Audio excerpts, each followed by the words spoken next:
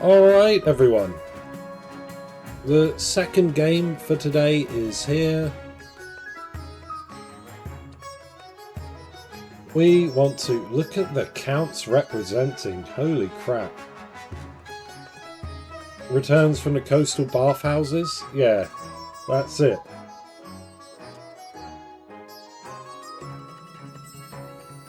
We're all back, and ready for the glorious reign of Queen Tristiana.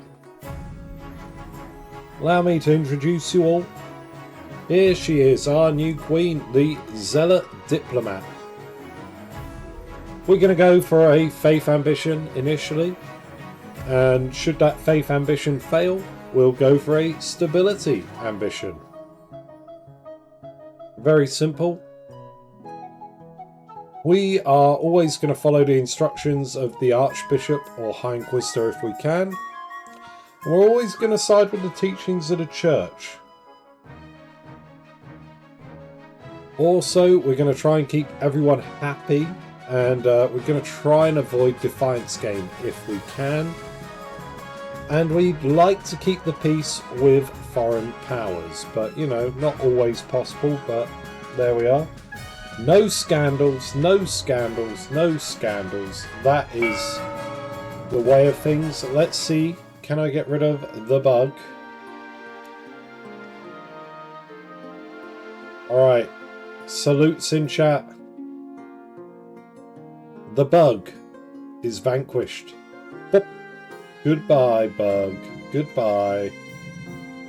Alright, let's start today's, well, second game. We're joined by an overwhelming number of counts. Goodbye, sweet bug. We have Countess Morgrim, Count Nilawa, Count Katori, Count Deadman II, Countess Snotty, Count Weldris, and Count Chaz III.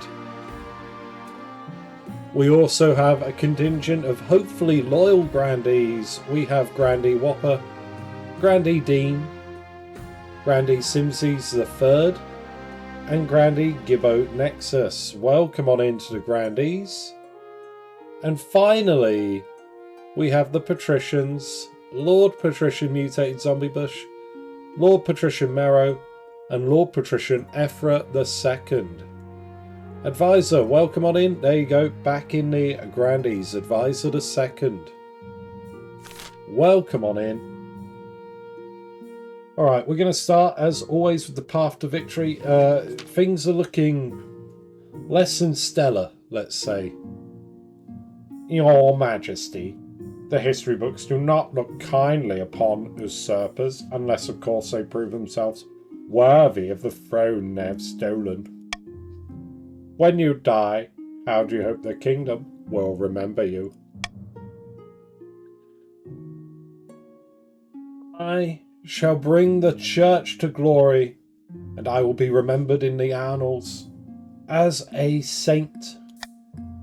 The church will love you, I suspect, but will anyone else? I suggest over the next few years you focus on improving the kingdom's overall fate as much as possible. Once you have an heir, I will return to discuss how your ambition is progressing. Good luck, Your Majesty. Okay. Alright, our first event is a Dynasty event after the flood.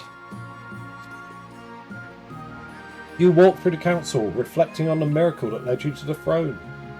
The floor is still unpleasantly sticky. Your Majesty, I have the person responsible for the tragic beer flood that took Monarch Dimitri's life. Don't punish me, Your Majesty. This was an act of God. After all, it put you on the throne. Your Majesty, this man's breweries imported a lot of hops from the east. If he goes out of business, our farms will suffer. Can't you let him off?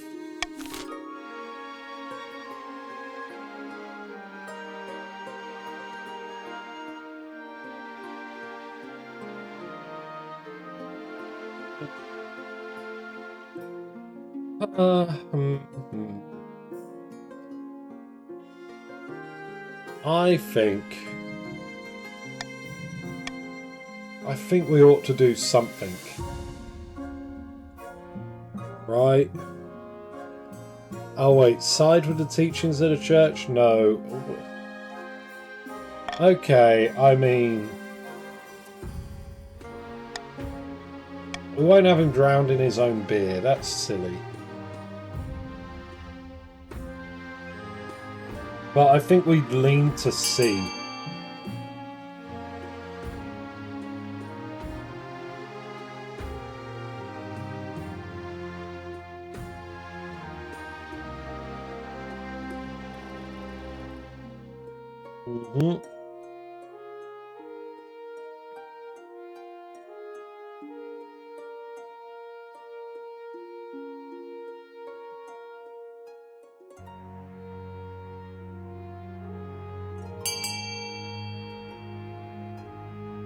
Okay, 9 total. Where's everyone else? I'm so tired seeing it. Yeah, I mean, it happens all the time, but here we are. Well, well. It's truly a miracle. He should not be punished. What a novel idea.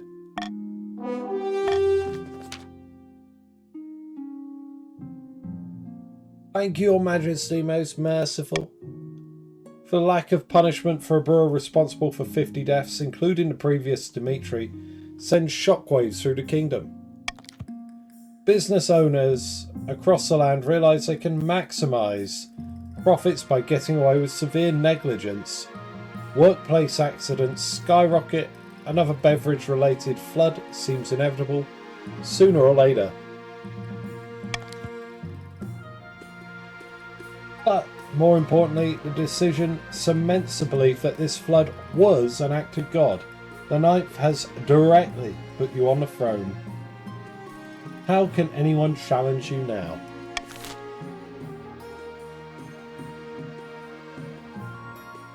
Gonna get a scepter? We might do. We might do. Your Majesty, you may have won the throne from Monarch Dimitri, but you must still answer to the council. As is tradition, they will decide what happens at your coronation. Alright, let's get it over with. Shall we call the nobles in?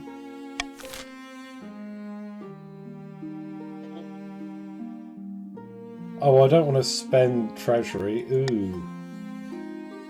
Let's go for a nice fat boost of faith. Let's have a religious ceremony. Let's really cement this. We're all about that ninth god, right?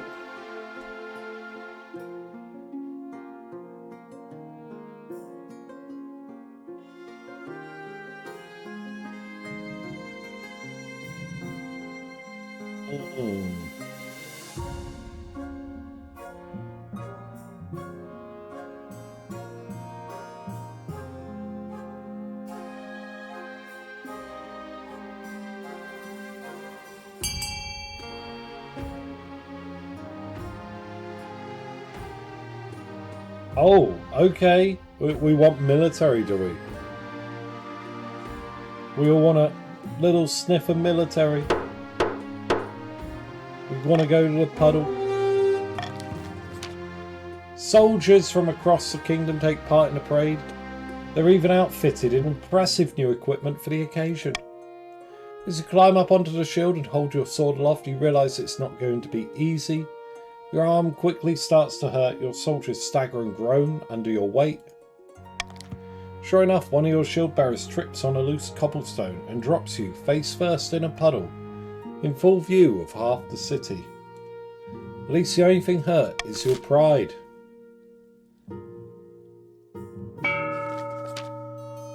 Right, scheming Marcella, looking pretty dapper, very cool individual, blue hair, blue eyes. Marcella of the Snotty Dynasty, notorious eastern bird breeder, leans delicately on a podium, sighing. My fellow counts, in ancient times the East was its own proud kingdom. We can bring back those days of glory, but not while the false queen Tristiana wears the crown. A real snotty? Yeah, snotty. What's it going to be, Counts? A. Sorcery, making a deal with Pestia Bestia. B. Blood ritual, summoning a demon. Or C. Possession, summoning a demon inside my head.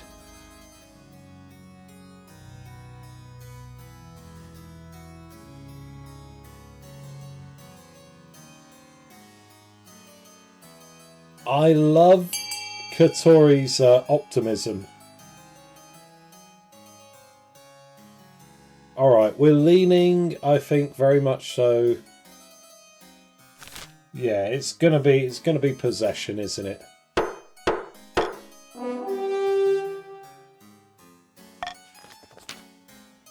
The Counts plan to summon a demon to possess the Queen, putting her totally under their control. First, they must lull the Queen into a false sense of security. To advance their scheme, the Counts must lower their defiance to 4 or less in 2 seasons. Seraphina of the Simses lineage, charismatic former priest, stands bathed in sunshine, ranting in a fury. Seraphina, please be loyal. Please be. Tristiana now sits on the throne and the Grandees are in charge. But the other regions will already be scheming to depose her. Do we stay loyal to the new Queen or cut our losses and put me on the throne instead? What's it gonna be? Grandees, A for loyalist, B subterfuge to replace my council, or C witch hunt in order to chase me down on, well, some trumped up accusations.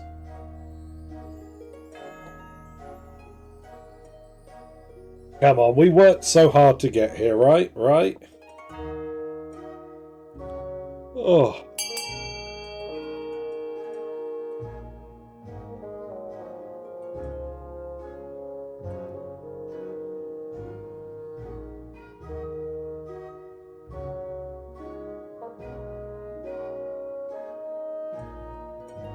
Right. Loyalist it is. Bada bing, bada boom. That settles it then. Glory to the Queen and glory to the Ninth God. But we can always change our minds. If Tristana Giver gets out of line, we can take up arms and get rid of her the old-fashioned way. The Grandees' goal is to aid the Queen by countering the other region's schemes as much as they can. They will win the game if the Queen produces an heir and completes her ambition. However, if defiance gets too high, they can still change their minds and rise up in rebellion. What? Alright, Felix of the Merrow family, powerful Navy Admiral, scribbles with a well-used quill on a hardwood desk, muttering in frustration. Hello, patricians of the coast. My claim to the throne is far more legitimate than that of Queen Tristiana. Something must be done. Okay, Felix. I'm loving the flamboyant pink dreads. It's kind of like one of the outfits I have in Monster Hunter Wilds. Let's see. We got Intimidation, Uprising, or Monopoly. So if you want to force me and strong-arm me into absconding my throne, Intimidation's your game. If you want to rely on a peasant uprising to chase me off, B is your ticket. And finally, Monopoly, playing around with money, buying up everyone's debts and forcing everyone to abdicate to you. That's the name of that game. Pretty good. I think that's 2 out of 3.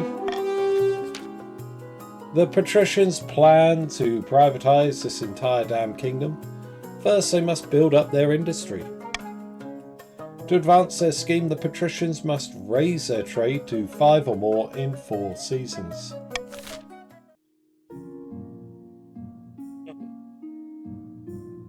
Marcella, my long-lost niece, in the east. Niece in the east. The Counts are pursuing possession. the first stage of their scheme, they need to keep their own defiance at 4 or less in 2 seasons' time. It's currently at 2. Pretty easy one. There is also Felix from the Patricians of the Coast, my treacherous half-brother in the coast, pursuing a monopoly scheme. They've got to raise their own trade to at least 5 in 4 seasons. It's currently at 8, so that's pretty safe. That's pretty much in the pocket. And finally, Serafina, my treacherous half-sister. Although the Grandees are staying loyal to me for the time being, so they want to help me bolster faith while also trying to fend off the other region's schemes. Hat Gang is here. Alright, what have we got?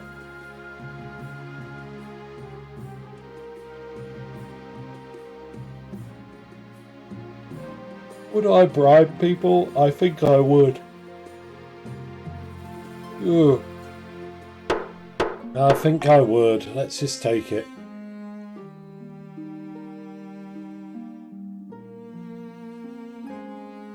Here we go. Alright, an invitation. Your Majesty, it is my singular honour to invite you to attend the annual Night of the Seven Pyres celebration. Of course, as a former grandee, you must remember attending such festivals in your youth. Now you get a chance to organise a pyre for yourself. Okay, I look forward to attending. Wonderful. Don't worry, organising a pyre won't be too costly. Alright. I look forward to it, Your Highness. Teeny, welcome on in. You're here. Like, we're just starting the second game. Grandees have won the first game. So we've now got a Grandee on the throne. But welcome back to the Counts, Teeny.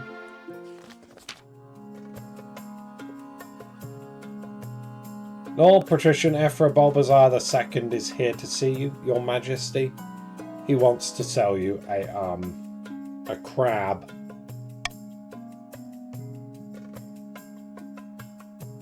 Hold on. Crabadabbas.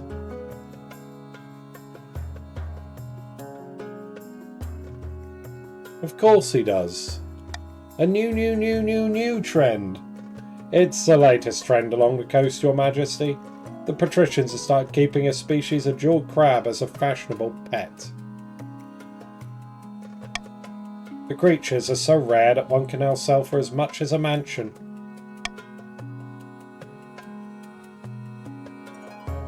Very well, send him in.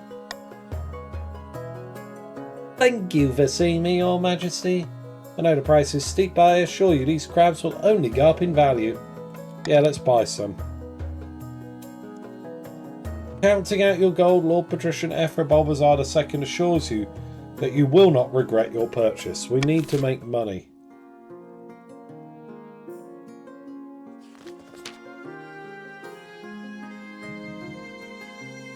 As is tradition, each region offers a selection of elite guards. The Counts are the Knights of the Order of the Drowned Rose. The Patricians were champion gladiators from the arena. And the Grandees offer the fiercest battle nuns from the Sisterhood of Steel. Think carefully, Your Majesty. These guards' loyalties will be divided between you and their region. Of course, you could just hire foreign mercenaries. They'd be Lord of Coin above all. Your Holiness, the Sisters of Steel are chosen by the Ninth God. Surely they will be chosen by you as well. Yes, Advisor, that is correct. I await your verdict with bated breath, Your Majesty. It's the Southern Nuns. To no one's surprise, I'd imagine. I will make the arrangements at once. The battle nuns arrive in the palace a few weeks later. They nod to you silently, their solemn steel masks betraying nothing before filing information behind your throne. Advisor, oh yeah, okay, that sounds right, yes. That checks out.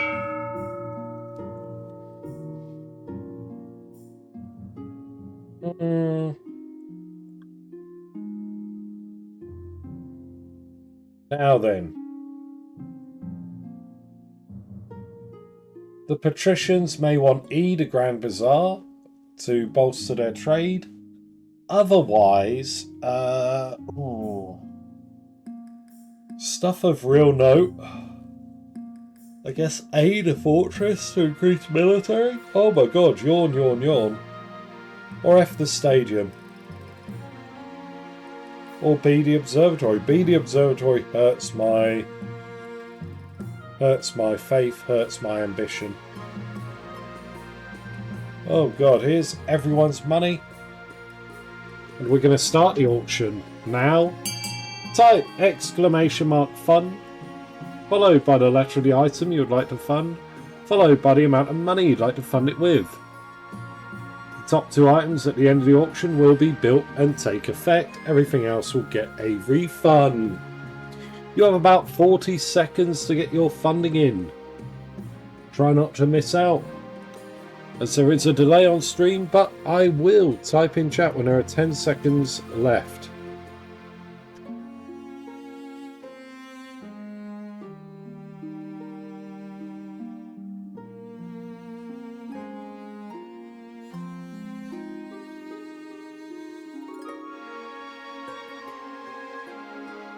Alright, what have we got? 10 seconds, boom! 5, get in there!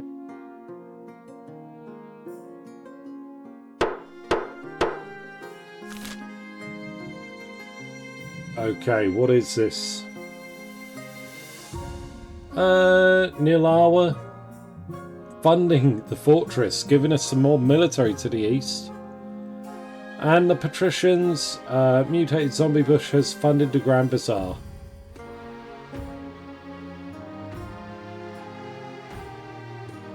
That's alright, isn't it? Got a little more trade, got a little more military, very nice.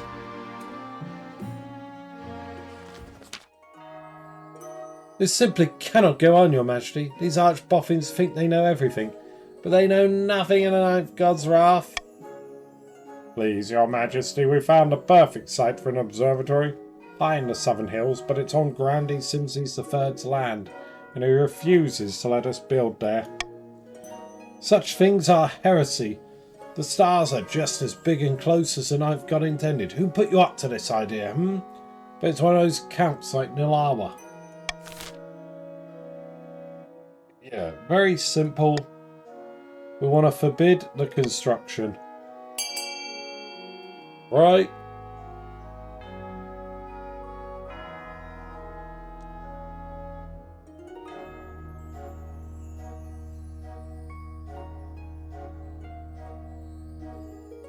Oh god, yawn, yawn, yawn, holy crap. I don't know what's come over me since the start of the second game, I can't stop.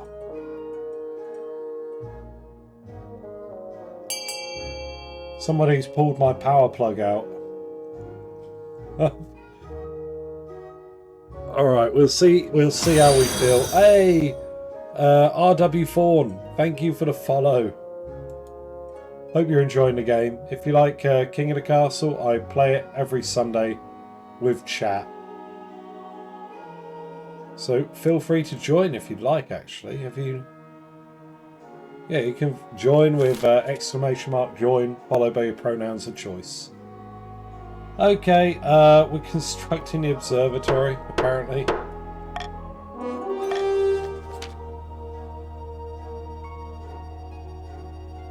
Construction goes ahead despite Grandee Simses III's misgivings, which are soon validated. A gang of local peasants, emboldened by religious zeal, storm the observatory and burn it down before it even finishes. Simses III's inability to find the perpetrators is convenient, but you can't prove anything.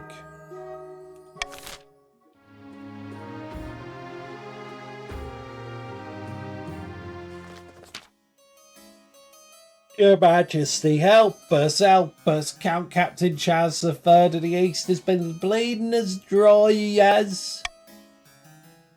What is he doing? Our taxes are 10 times higher than they've ever been. I can't afford to feed my cows. Ivan, welcome. There you are.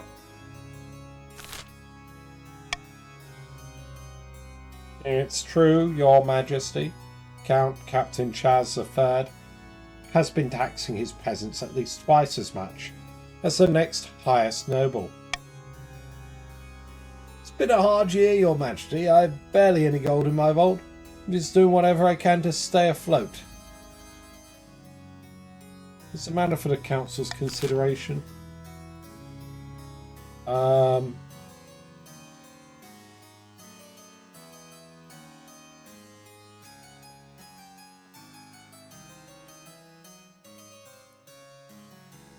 We can send Chaz to jail, or we can have a new tax collector.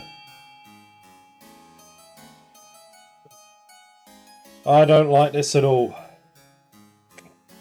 I'm broke. Ephra's been stealing all my region's gold. I don't know. RW Fawn, let's see. Where are you? There you are. In with the grandees. Welcome aboard.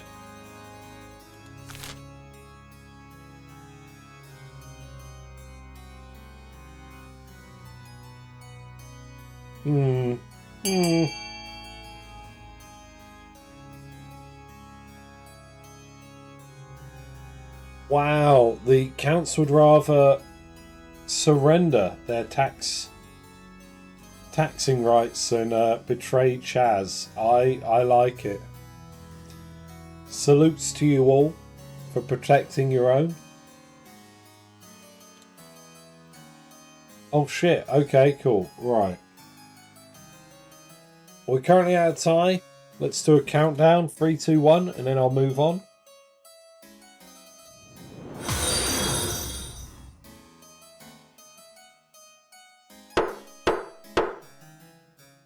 Middle of the road. I think I want to avoid defiance, but I can't.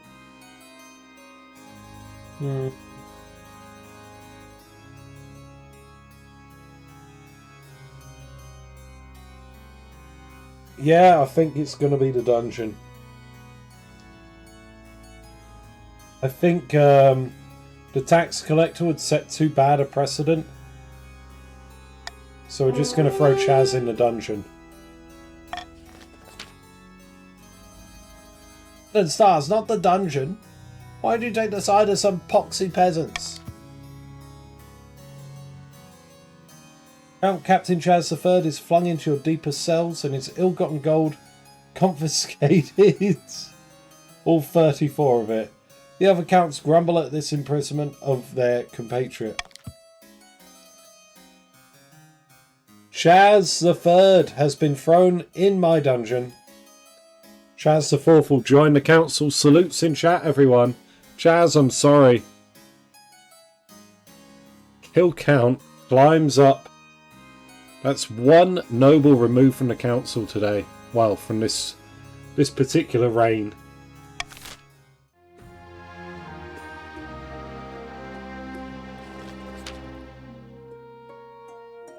Your Majesty, it's important you find a spouse sooner rather than later.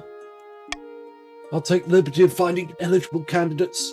What is your preference, men, women, or do you not mind? What do we want? What do we want? What do we want? Free. Anyone. Anyone will do, Chancellor. I'm not fussy.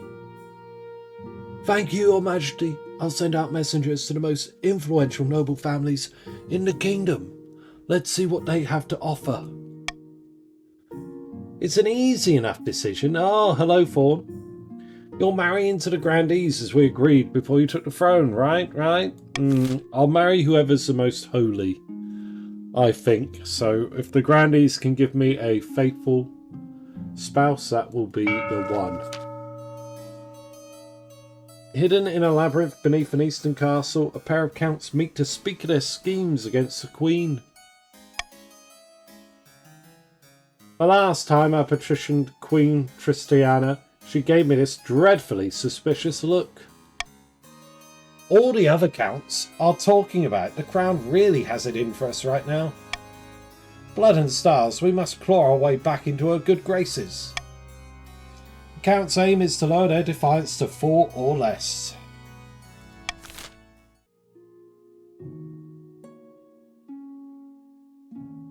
I need money. That'll do.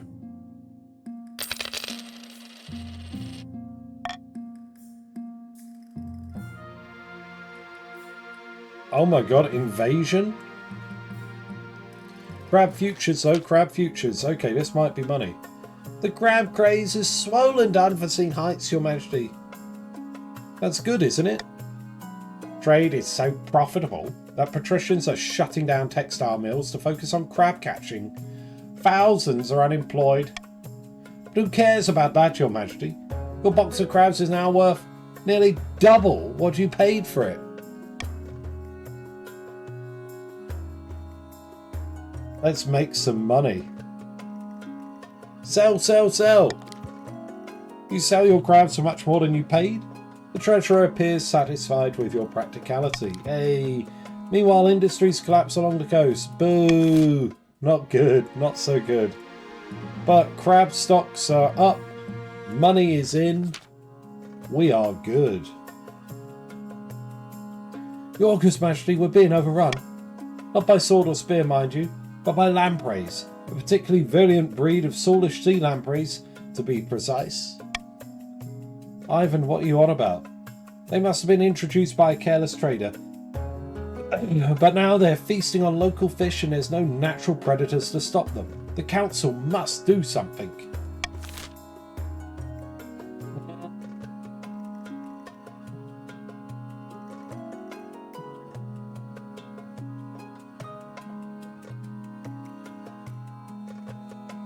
I don't want to spend money. We've just got some bank account, and I think we can fix this with one of these.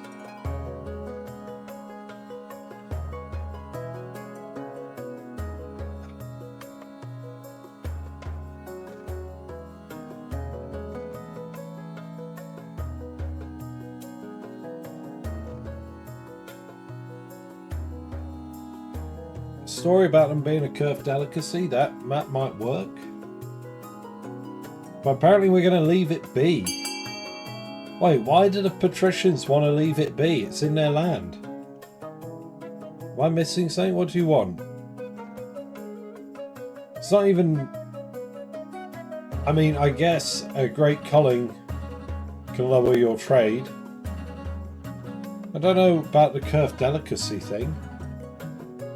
Okay, cool. Well, we're tied now. 3-2-1, and I'll be moving on. We are pro-naturalists. Boom. Oh, Teeny, you broke the tie. Okay, here we go. You spread a myth about lampreys and their nutritional value, as well as the greedy kerf anglers who convert them for their acquired yet refined tastes. But no one believes it, even the most intrepid gastronomists. He even gagged when the slimy, toothy lamprey is served to them on a silver platter. Oh, this is not good. Left unchecked, the lampreys wipe out countless local species and the coastal fishing industry collapses. That's bad. That's pretty bad. Oh dear, indeed. Patricians are at the point where they're nearly starving. I found 3 potential matches for you. 1 eligible young candidate. From each of the kingdom's 3 regions, choose wisely. You'll be securing a powerful alliance. Yes, I know. Let's see. We want someone that's good with the church, and we want someone who is well liked, who's very diplomatic. Alright, let's see the eligible candidates. They whisk away the cloth from the first portrait. This is Grimwald, eldest son of the Eastern Morgrim Dynasty. Apparently they had a hell of a time getting him to smile for this portrait. His colours composition matches the Chancellor's. A very pious young man. The other counts think he's mad because he treats peasants far too nicely. Winner, winner, winner, winner, winner, winner. Pious man, worships the church, treats the peasants nicely. He's just has a resting grim face. Winner, winner, chicken dinner. Yeah, I think this is the one. This actually lines up with everything I want.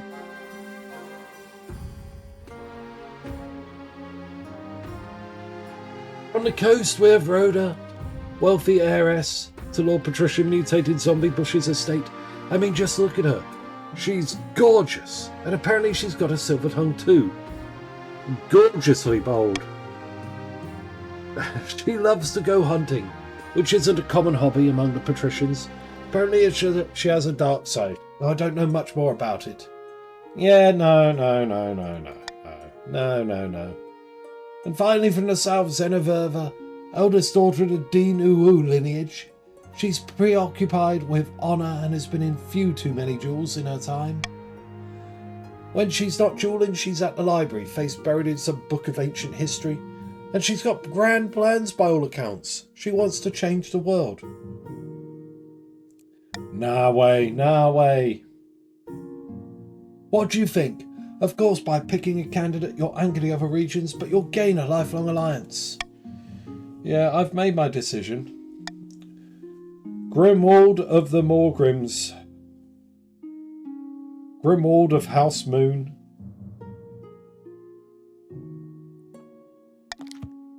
Excellent. I'll make the arrangements. Fantastic. There we go, Morgrim. I'll marry your son. Guess you're loyalist now? There we go. Uneasy whispers rise in the east of secret gatherings and treachery. On the battlements of a remote castle, two counts meet.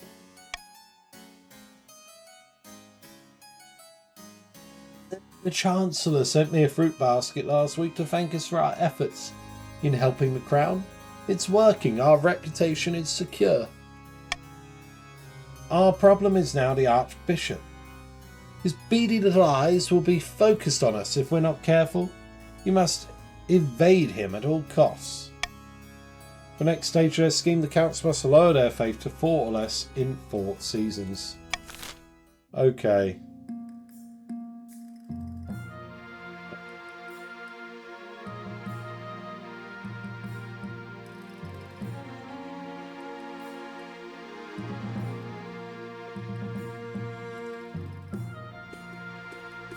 You know what? I think I'll take anonymous voting so I can wash my hands of stuff.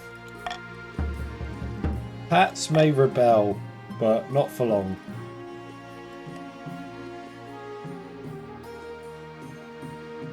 Let's start with the Night of the Seven Pyres. It's not long until the Night of the Seven Pyres. As you journey south, the sun beats down like a hammer. Grandy Whopper meets you at the gates of the city of Kavana. Glad you could make it, Your Highness. Welcome to Kavana.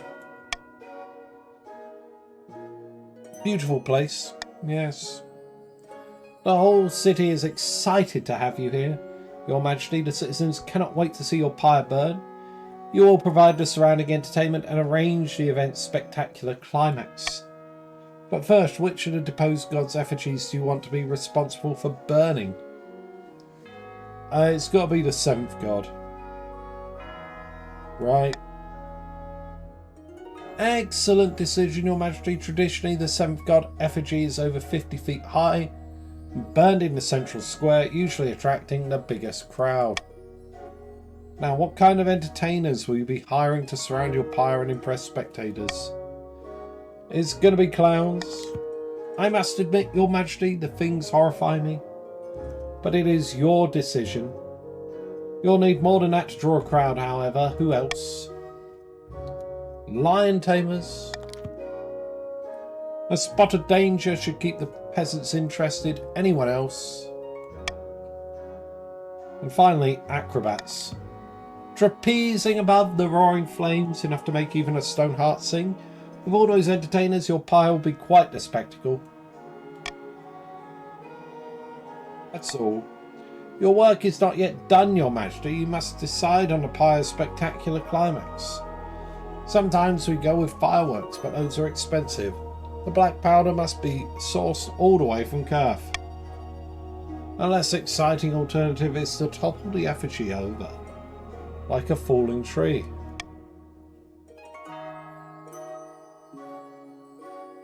We just want a normal amount of fireworks. We don't need to be too ambitious. Wonderful, Your Majesty. Your pyre will culminate in a fireworks display, bringing the night sky alive. I will make the arrangements at once. I can't wait. Soon the night of the Seven Pyres is upon you. The streets of Kavana are crammed with merrymakers.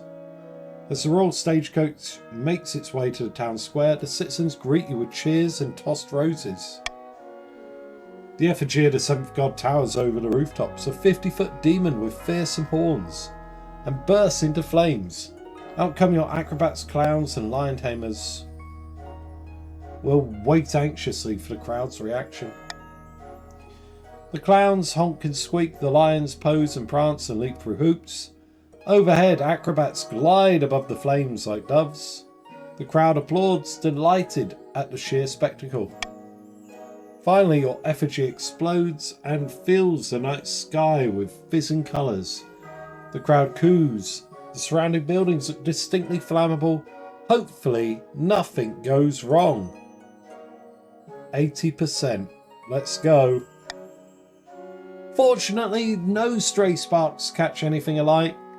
Thank the stars you didn't want to be known as the queen who burned down Kavana. The next day you wait anxiously to hear how the south reacted to your fiery display. The 9th is good, the 9th is good indeed. Oh, look at that. Congratulations, Your Majesty. All anyone can talk about is your spectacular pyre. Everyone agrees you honoured the 9th god and put on one hell of a show. Excuse my blasphemy. Praise the 9th god. Praise be upon him, Your Highness. I hope you come down someday for another night of the Seven Pyres.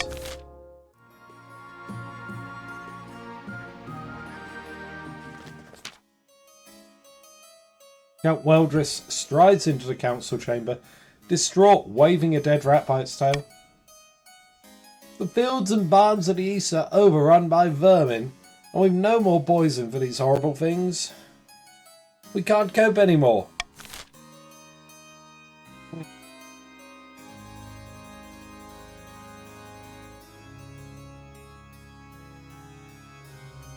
Well, you know what?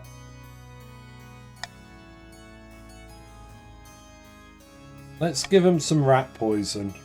B. Golden choice on... Wait, cats? Do people want cats? Okay, I'll pay you to deliver cats. We can afford that much. Vote C for cats, C for cats, C for golden choice. Get your bag of gold. I'll have a priest bless them before they're exported. By the 9th god, I charge you with finding all the rats.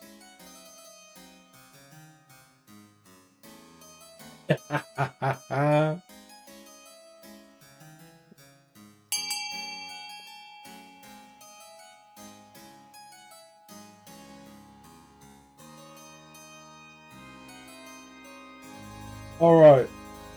Symbolically vote A. Oh, hey, best correct. Alright, we're sending out the cats. Oh, Nilawa, sorry you missed it. I think. Yes. Sorry about that. Count Weldris bows too deeply. I can't thank you enough, Your Highness. You send a caravan of cats over to the east. By the time they reach their destination, they're both hungry and very angry. The perfect rat-catching mindset. Wait to hear what happens. Soon the rats are gone and most households in the east have a very satisfied cat guarding their food. You hope kittens don't become a problem. There we are, everyone's happy.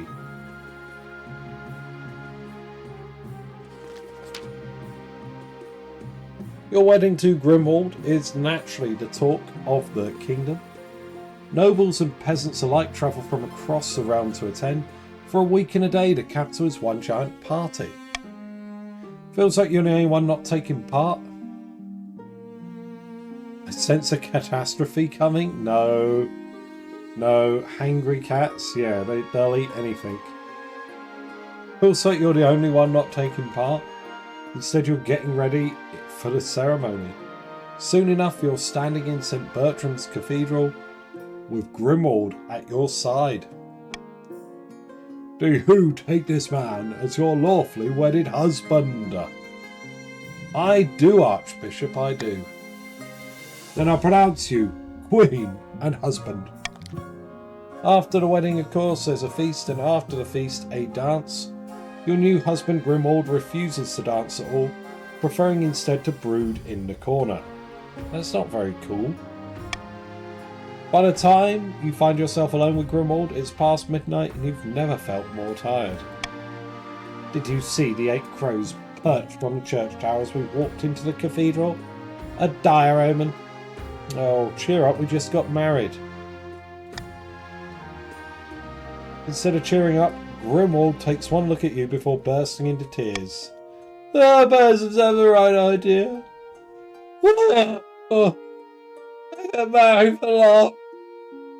Not politics, oh no. The simple life of a commoner. There, we're in it together, love. Pull yourself together now.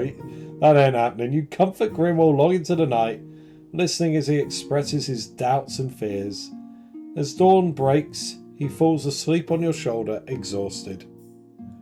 Come on, you can do this, man. I believe in you. Just gotta show up. Deep in the back rooms of the royal palace, the southern grandees are poring over secret letters and scribbled diagrams. On the wall is a corkboard filled with pins and crisscrossed by coloured string. The Queen didn't marry Zereviva, but at least she married someone. Now she just needs to get on with finding an heir. Indeed, the clock is ticking. The counts have been unusually quiet recently. They've been trying to get into the Queen's good books. I can't figure out why. We've got to keep up our efforts. Queen Tristiana isn't going anywhere on our watch. The grandees must continue to aid the Queen by countering the other region's schemes. They will win the game if the Queen produces an heir and completes her ambition.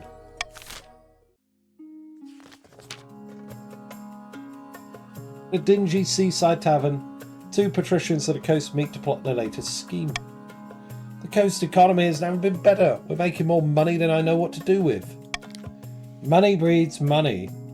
I made a series of investments to improve our profits even more. But what do we do with the rest of this gold? Time to start buying things, of course. Land, roads, bridges. We'll buy the whole kingdom, piece by piece. But first, the Queen must be in desperate need of our gold. To increase their scheme, the patricians must lower the treasury to 1,500 or less in 2 seasons.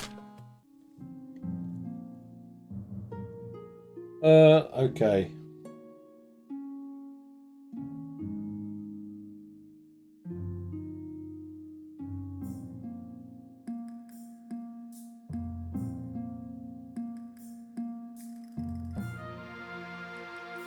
So the counts need to lower faith, which I don't think will happen.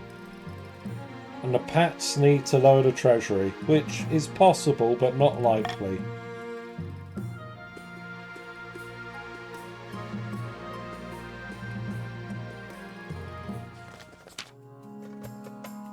Bad news, Your Majesty. A new reef has been discovered which is overflowing with millions of jeweled crabs. Crab prices are crashing catastrophically. How could this be? The entire kingdom will suffer financially, Your Majesty, with the exception of a few patricians. Curiously, Lord Patrician Ephra Bulbasaur II, the very same patrician who first began the crab craze, recently sold all his crabs at a huge profit, just days before the crash. Something has to be done. He summoned the council to discuss the crab price crisis. Many assembled nobles have invested heavily in the crab market, and they are casting furious glances at the patricians' benches. Yeah.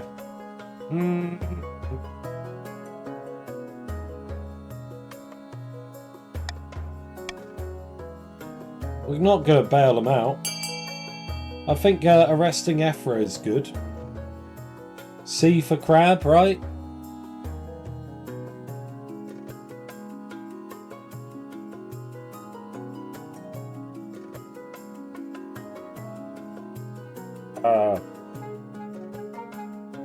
Even Ivan agrees. Thank you, Ivan.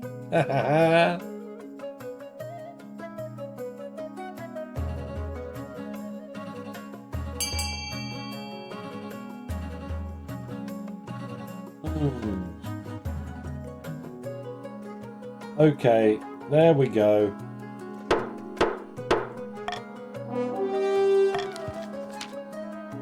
Your soldiers storm Lord Patrician Ephra Bulbasaur II's opulent mansion, arresting him and confiscating his ill-gotten crab gold. The trial will be held as soon as possible. Fantastic. Outraged patricians protest that your actions are illegal and make a mockery of the law. Don't they know you're the queen? They are fuming.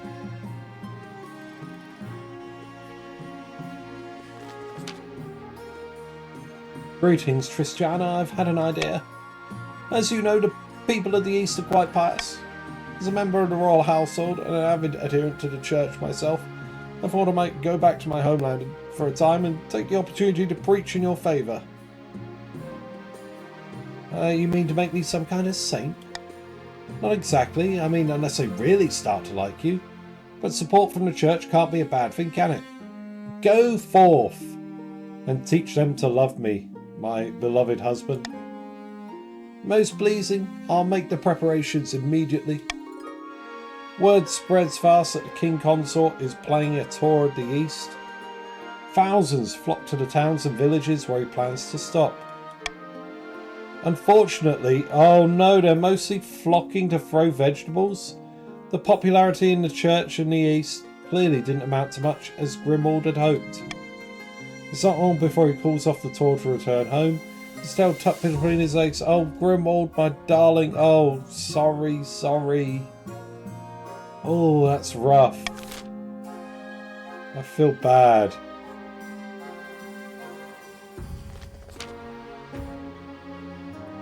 Your Highness, I've come up with an excellent money-making scheme.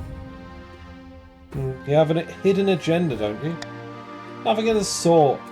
Have you heard of a thing called simony? It means selling off priesthoods to anyone who wants them. I already spoke to the Archbishop and convinced him it's a good idea.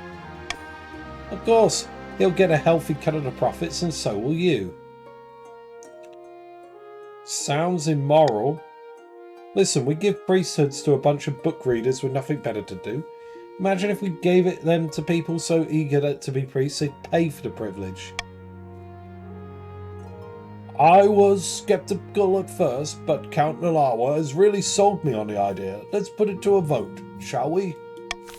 Well, I listened to Archie. And, yeah, I think, yeah, okay. Permit the church to sell priesthoods. Why not?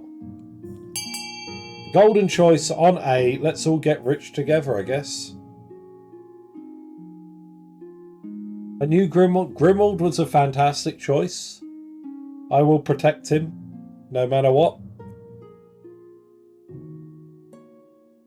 Must protect my Grim.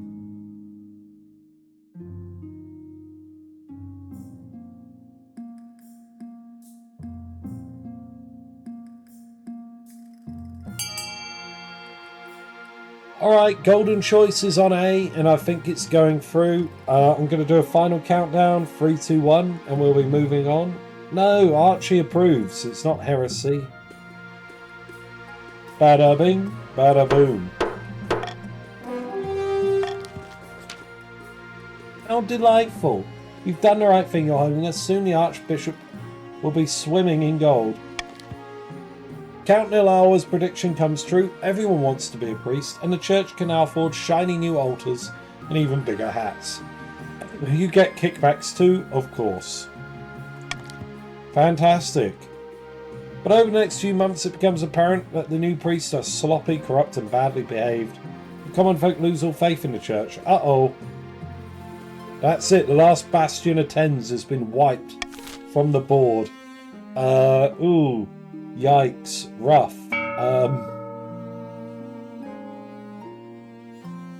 Only you can restore the faith with aid a cathedral. And our new auction, let's have a look. Yeah, it's... So, anyone that wants to support the Ninth Church, aid a cathedral, counts that want to pursue their scheme, B, the observatory. I think C, the fortress is nice for the military buff. But to be quite honest, I want F, the library. I want some more stability. Here's everyone's money. I'm going to start the auction now. Type exclamation mark fund, followed by the letter of the item you would like to fund, followed by the amount of money you'd like to fund it with. The top two items will be built and take effect. Everything else will get a refund. You have about 40 seconds to get your funding in. I like the Tristiana wants you to restore faith.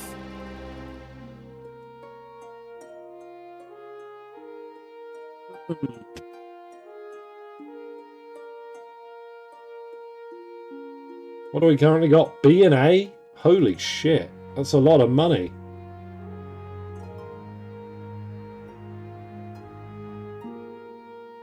Alright, 10 seconds. Go, go, go, go, go, go, go.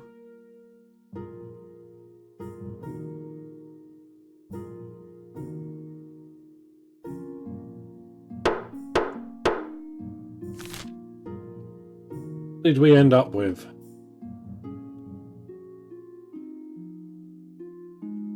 Oh, that was a lot of money.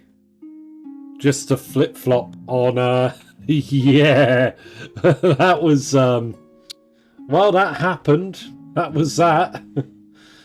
What do we got here? Crop blight, that's not good. Pardon me, Your Highness, but a terrible blight has been affecting our bean crop in the south. And what do we do about it? It breaks my heart, Your Majesty, but we need to abandon the harvest and raise the affected crops. Hopefully that will contain the spread, although it mean a hard winter. Don't listen to this ignorant peasants, Your Holiness. They're overreacting as usual. Burning the crops would cause far more famine than it would prevent.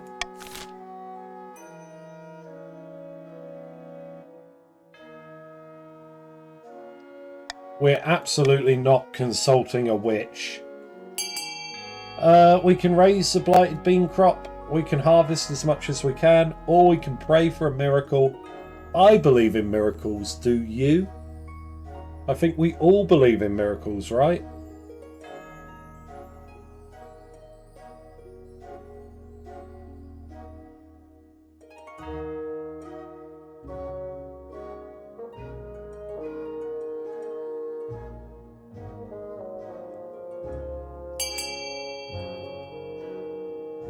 Okay, at the moment, is the miracle real? Miracles are always real.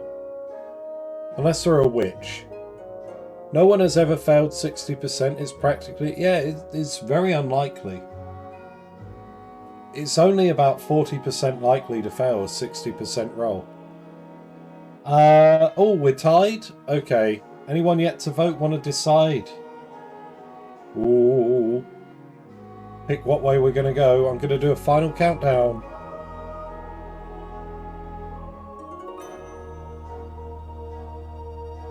Boom, boom. I believe in the church. Let's go 60%. Miracles are us. Gonna make it work. I will lead the council in prayer. A week later, the miracle comes. Hey! Sparkling rain falls from a cloudless sky, and the crops spring from the soil like slithering serpents. Fantastic. A miracle it is. Even the Archbishop is astounded. Praise the ninth. Praise the ninth indeed. The South is strong. Grace, do you remember Count Captain Chaz III? The fellow I threw in my dungeon? That's right, my uncle. You threw him in prison for overtaxing the peasants. Well, he's escaped. He cunningly concealed his escape tunnel behind a 6-foot-wide oil painting of cavorting nymphs. Knife preserve us, why was this a villain allowed such a painting in his cell at all?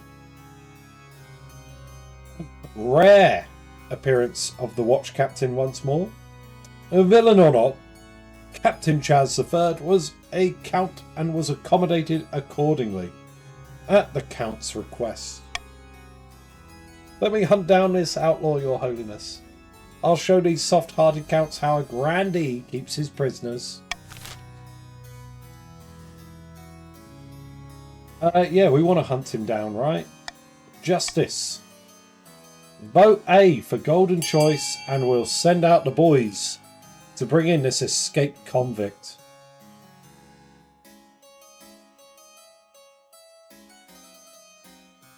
Yeah, only Fawn can capture Captain Chaz. I'll do my duty. Let's go.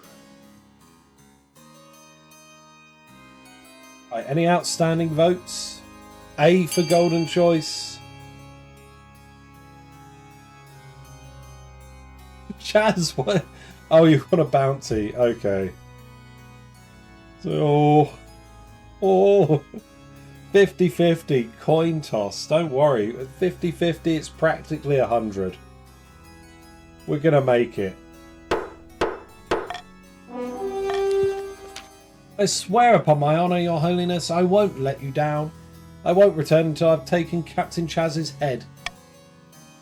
The next dawn, surrounded by a posse of hollering southern knights, Grandee Fawn rides out to hunt down Captain Chaz. A week later he returns triumphant, holding Captain Chaz's head as a trophy. When you examine the head, waving away flies, you realise it's not Captain Chaz at all. It's someone else entirely. Wait, this isn't the outlaw? Oh, by the ninth. That's not Captain Chaz III. It's Count Captain Chaz the Fourth. Oh. Oops. Oopsie whoopsie. Simple case of mistaken identity, I assure you. No, they look so similar. Salutes in chat. Chaz, welcome to the V Club. You too have now achieved the heady heights of being the fifth. Captain Chaz the Fifth has joined the council. The kill count climbs. That's what, our second kill? Oh no. Oh no. Exclusive club? Yeah, I think there's only like 2 people I've seen in it before. Ephra and Dean? Did Dean or Mero, was it you? I can't remember who.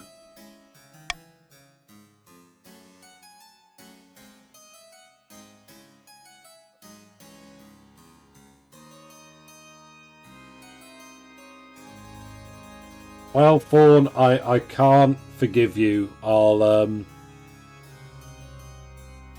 Oh, it was Mero. I know, Dean, you must have been close. That's why I thought of you. Fawn, I'm afraid we'll have to put you away. Watch officers grab Grandee Fawn under the elbows and begin dragging him away. Everything I said about the prison cells being too cushy for nobles, that was bluster. You know I really didn't mean that. Right? Fawn is in jail. On the second, we'll join the council. Salutes to our lost Grandee. It was a misinput. Somewhere out there, Count Captain Chaz III remains at large and the Queen's Justice looks weaker than ever.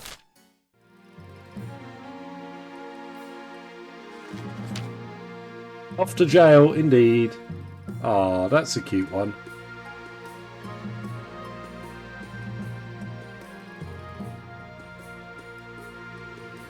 Your marriage to Grimwald has grown strong and steady like an old castle wall. Though it began as a political arrangement, it's blossomed into something like love. It's high time you thought about an heir. Congratulations are in order.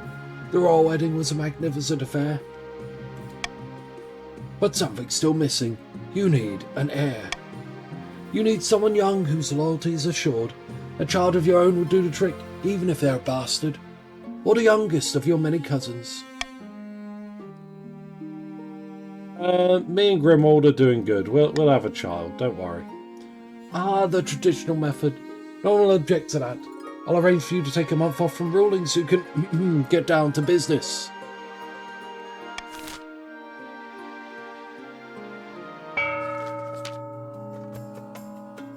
Sitting on a bench outside a Sunbleach villa, two patricians of the coast meet to plot their latest scheme. Thrice-cursed Queen is still refusing to sell us any public land. It makes sense, the treasury's flush with coin right now. Patience, my friend, let's bide our time until the Queen's gold runs out. The Pat's aim is to lower the treasury to 1,500 or less.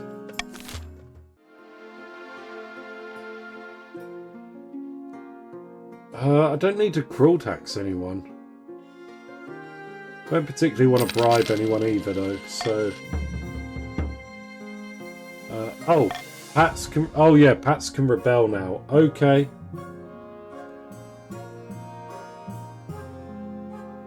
What the hell? Alright, let's go down Sanctuary, Ancient Monster, and then the Crab Trial at the end. Your Highness, there's a problem at the cathedral that was recently built in the east. Oh, is there? A dangerous outlaw by the name of Ironjaw Jonesy was fleeing from the sheriff and a peasant militia after a decade-long crime spree. We're finally on the verge of catching him. But just before he's caught, he dives into the cathedral and proclaims sanctuary. According to the law, we can't arrest him on holy ground. The audacity of Ironjaw Jonesy to invoke holiness.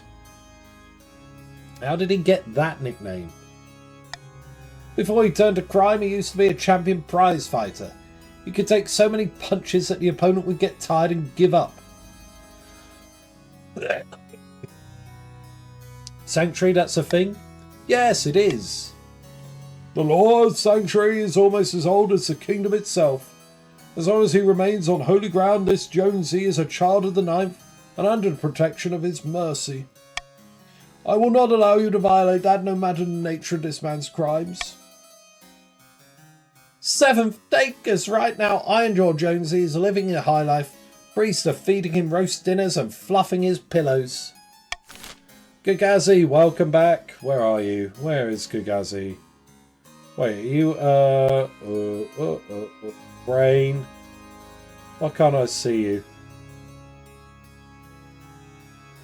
Am I dumb? Oh, there you are. There we go.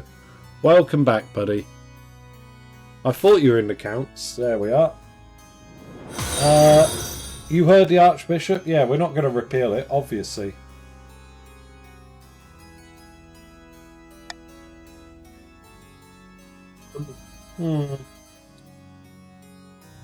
No. What I'm going to do is veto repealing the law of sanctuary. I would like to uphold sanctuary. Whether you do or not, I don't know.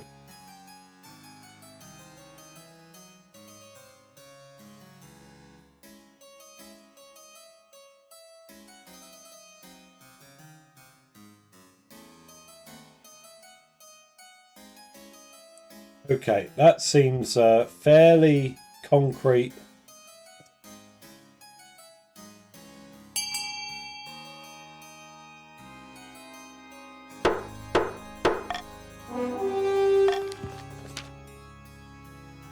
Dracov's bones. This council can't see beyond their own noses. Ironjaw Jonesy has never been brought to justice. He lives out the rest of his days in the cathedral, eating fine dinners and enjoying communal wine. He is effectively in prison, and his crime spree is over, but the common folk lose faith in the Queen's justice. Uh-oh. Uh-oh. We've got to do something here. Your Highness, terrible news! The Grave Beast has been unleashed. The what? The Grave Beast is an unholy creation of the long-dead wizard. A giant lizard thing of rotting grey flesh. Its head is a misshapen skull. Its breath a rancid black fog that extinguishes all life.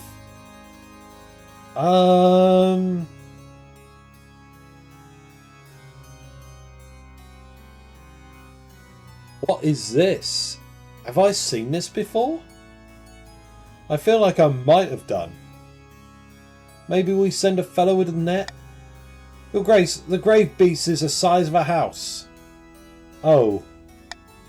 Our ancestors couldn't kill it, so they sealed it in a warded tomb. I have no idea how it escaped. Ah!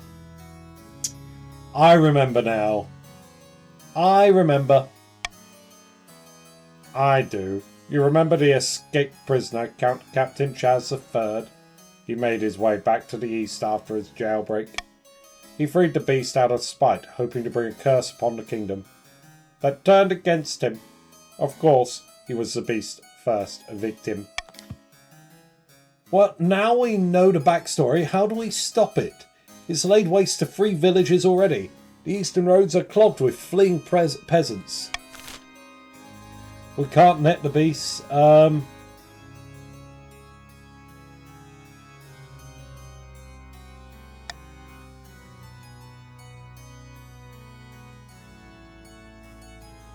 Okay.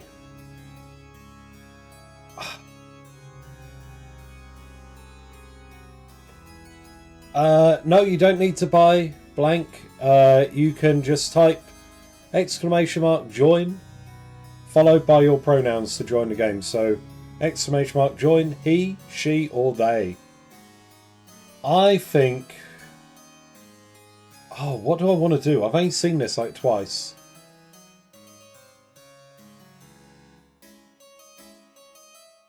Let's do the scholars.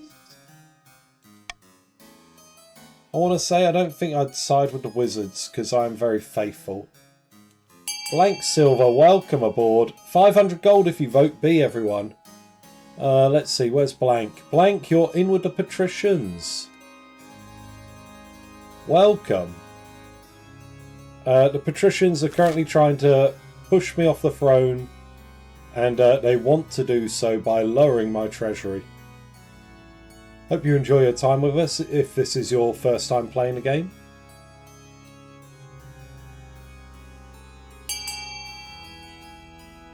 There you are. We're going to consult the scholars about this grave beast.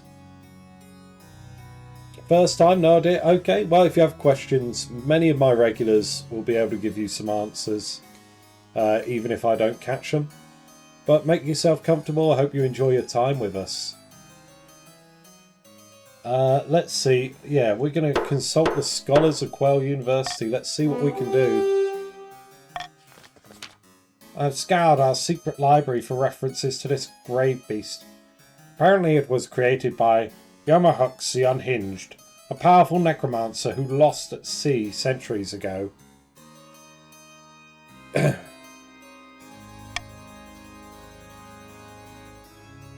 Yamahawk's left some writings of his own, mad ramblings mostly, but there's something interesting. Apparently the grave beast had an especial aversion for the smell of juniper berries. Let's drive it away with juniper berries! Wielding juniper branches like swords, knights are able to drive the beast back to its tomb. The counts, performing an ancient ritual handed down through the generations, are able to reapply the magical seals. The east is still devastated, but at least some order is restored. Fantastic. Alright, this is not good. We may have a crab trial leading to a civil war. After months of delay, Lord Patrician Ephra Bulbasaur II is finally due to stand trial for its crab-related market manipulation. You stand accused of perpetrating fraud and tricking hundreds into buying expensive crabs. How do you plead? I am guilty only of making money, so I broke a few laws along the way. Is that a crime? Yes, obviously. I pronounce you guilty as charged, and your fate will be decided by the Queen.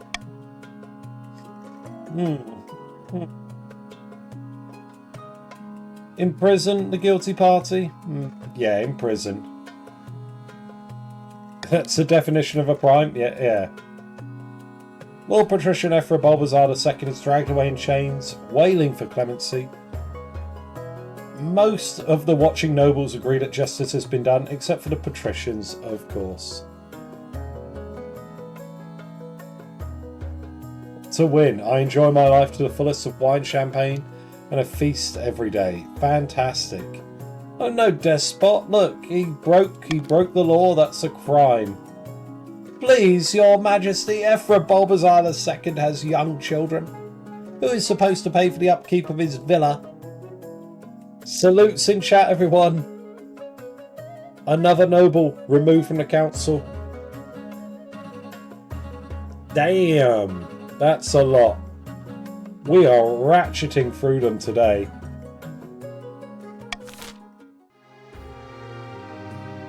Going the 5th soon. Ephra's going to be the leader of the rebellion, so maybe.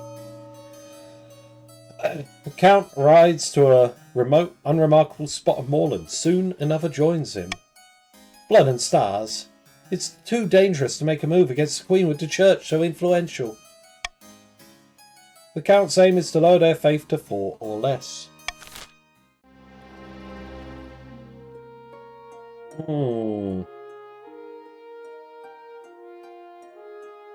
It's time to get a grip. An iron grip. Yeah, the Pats will be rebelling now.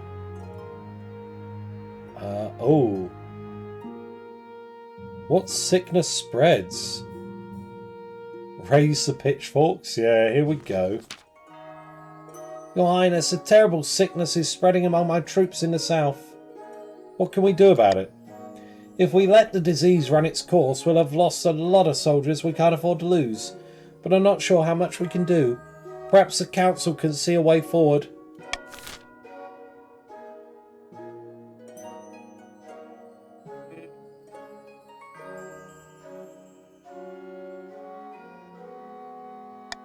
I'm going to veto this. We can do A, B or C.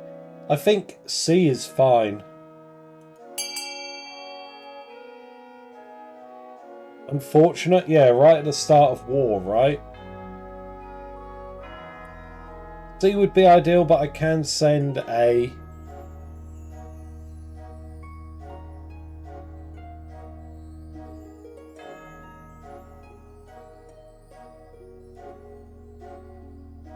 B for Bestia? I know, but as a religious monarch, as a religious queen, I don't think I would rely on magic and wizards and witches. Oh yeah, Pats can't vote on this because Pats are rebelling as well, sorry.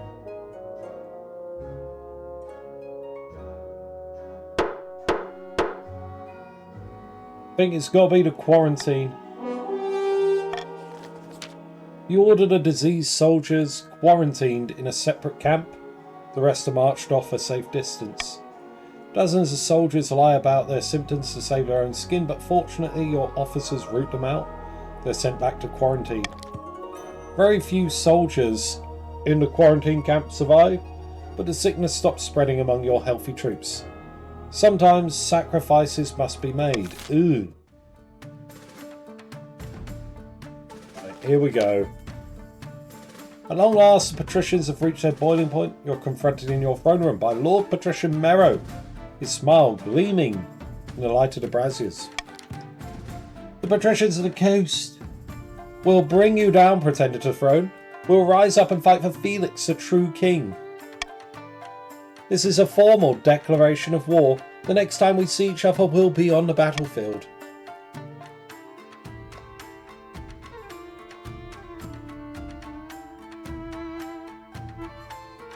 I don't know.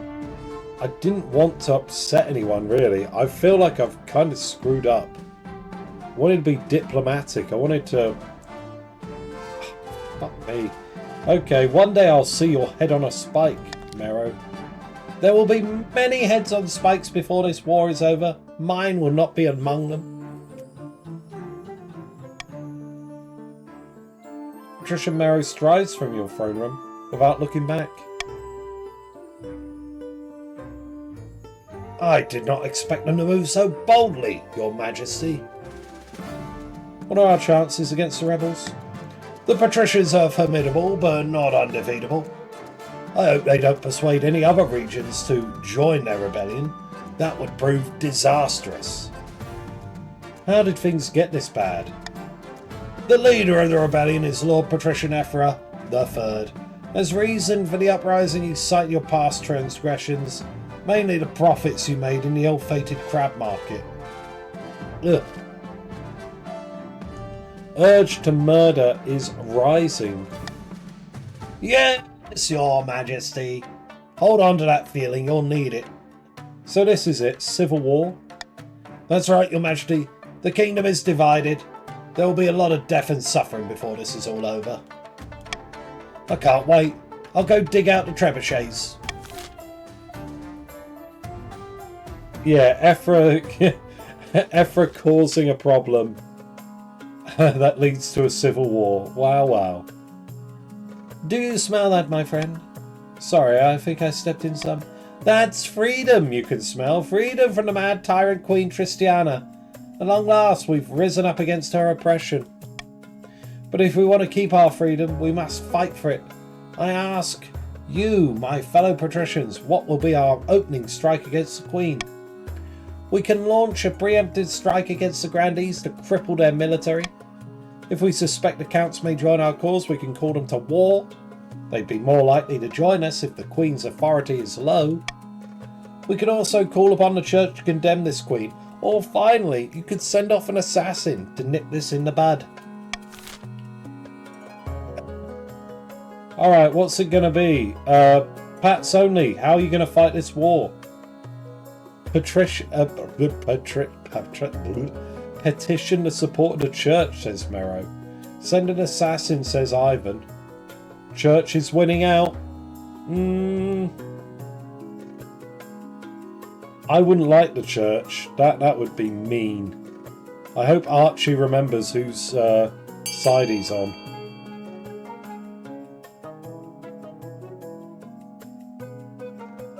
Okay, Holy War. Holy War. This is where I prove my sainthood.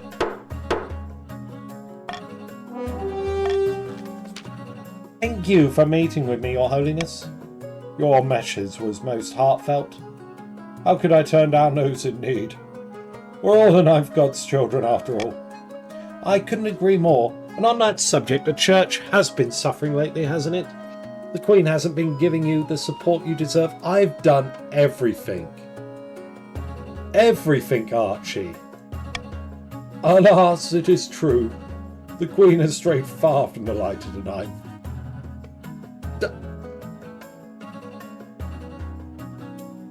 Unsubscribe from Archie.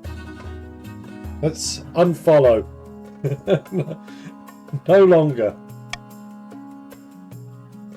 It breaks my heart, but a queen with so little concern for the kingdom's spiritual health can scarcely be considered a queen at all. Now Felix, on the other hand, if he ever finds himself on the throne, he would be sure to make substantial contributions to the church's coffers. I even heard the Queen was willing to sell priesthoods. Ha! That's fantastic, Northwind. Now, you know I care not for money. I only care about what's best for the kingdom. And what's best for the kingdom is a monarch who cares about the church. I'll lend you my full support gladly. Thank you, Your Holiness. Go with God. Faithful followers. Oh, shit. Faithful followers of both the Ninth God and the Queen are thoroughly shaken by the Church officially throwing their weight behind the rebels. Their loyalties are torn asunder. Thousands of soldiers desert to join the rebellion, fearing for their souls.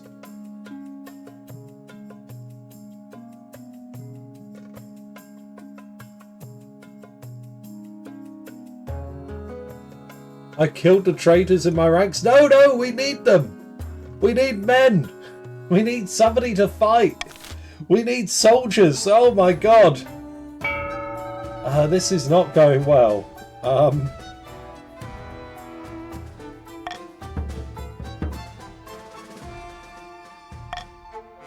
Okay, right.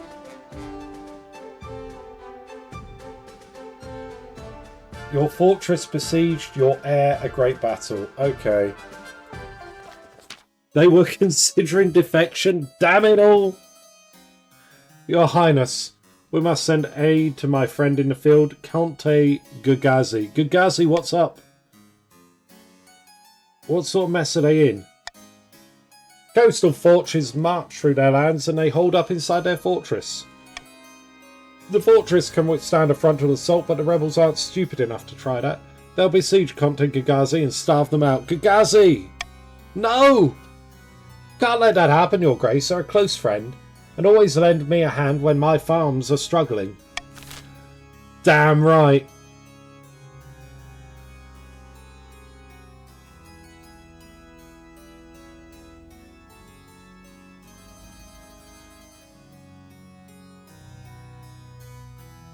Okay, loyalists. Golden choice. On B, we're going to smuggle some food into the castle. Gagazi, you're going to eat, don't worry. We're going to do this. Loyalists, vote B for golden choice. Thank you very much for staying loyal in this moment, our darkest hour.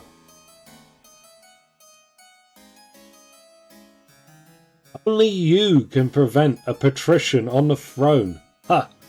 First time we'd ever see it. Hungry. Don't worry, we'll get you some food. You know, I've got Uber Eats on the phone. We're going to get you 12 pizzas, alright? 12 pizzas and some chicky nuggies. They're en route now. Not wanting to commit troops to the fight, you search the area for some honest folk, air quotes, wanted to make a honest living, air quotes, by moving food inside the castle for KotC Gagazi. Is there Uber in this world? I mean, there is now. We're about to invent it. Oh, fuck. Oh no.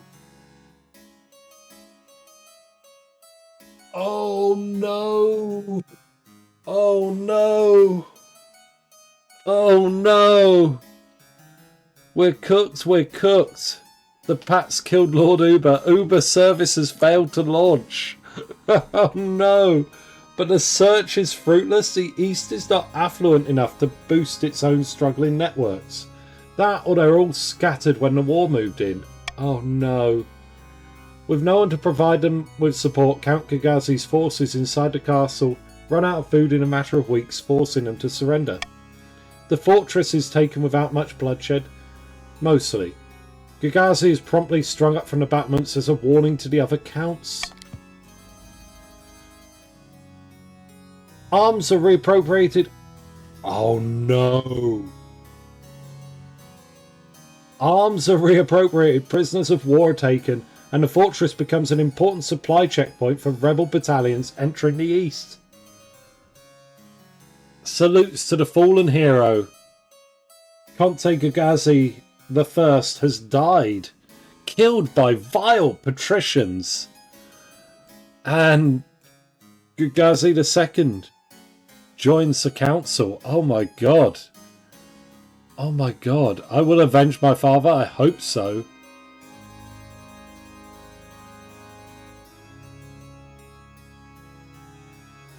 Military has swung. We're now 9-6 total.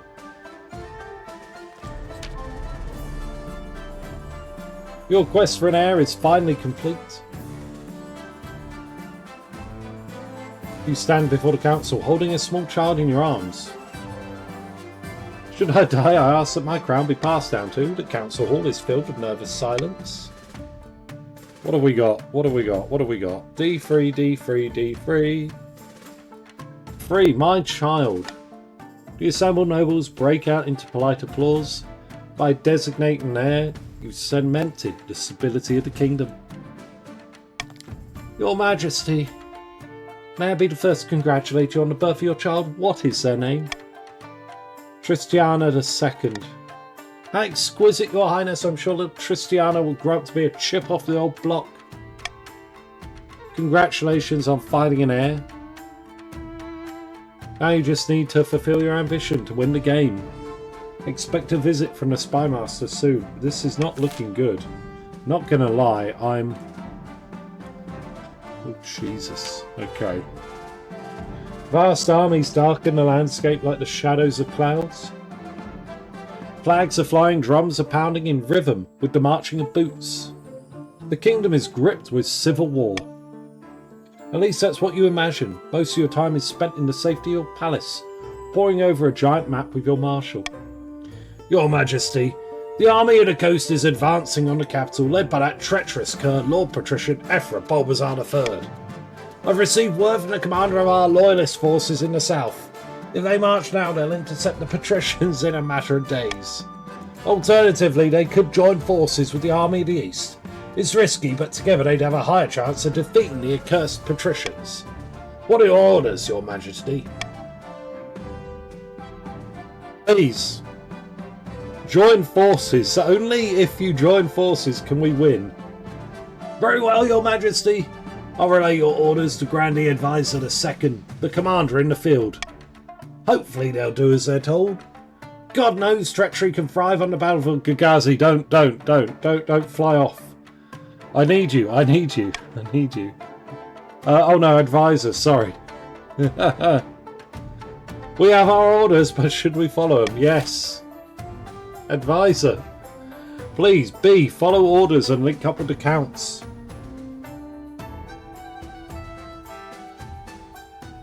No.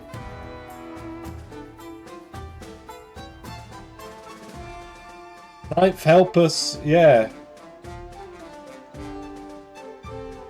What is this cowardice?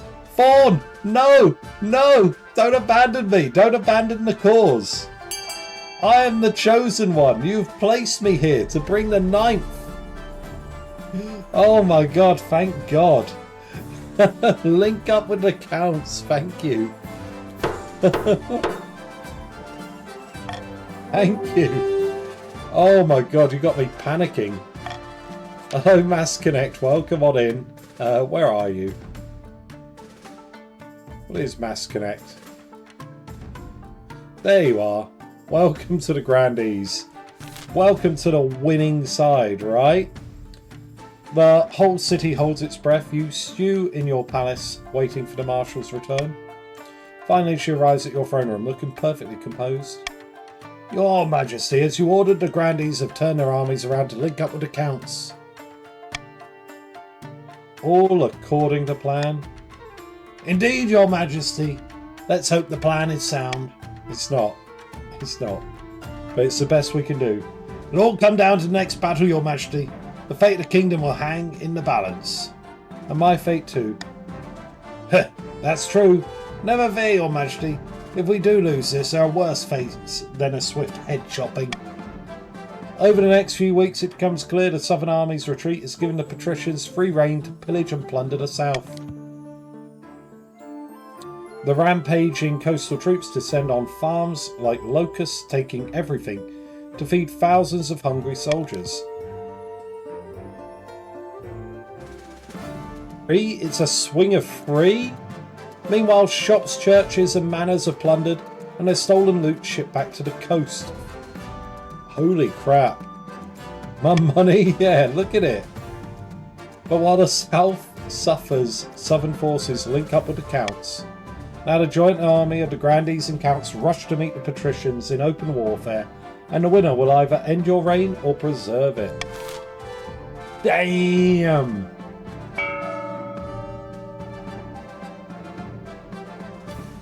Why? Why do the patricians get the fortress? Huh? What is this? What is this? Huh? Huh?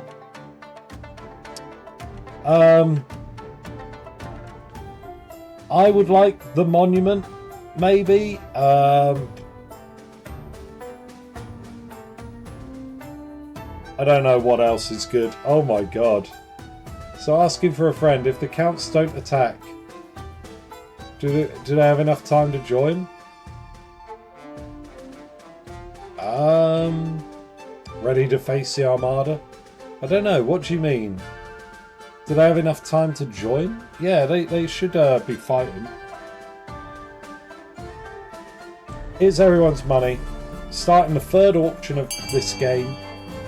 Type exclamation mark fun, followed by the letter of the item you would like to fund, followed by the amount of money you'd like to give to it. Top 2 items at the end of the auction will be built and take effect. Everything else will get a refund. You have about 40 seconds to get your funding in. Try not to miss out. I will type in chat when there are 10 seconds left, as there is a slight delay on stream.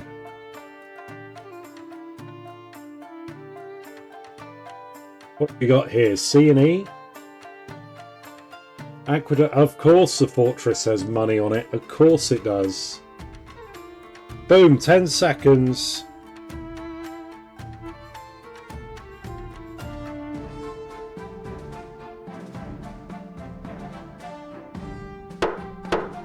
Right, what did that manifest it? Oh my god, they got 10 military!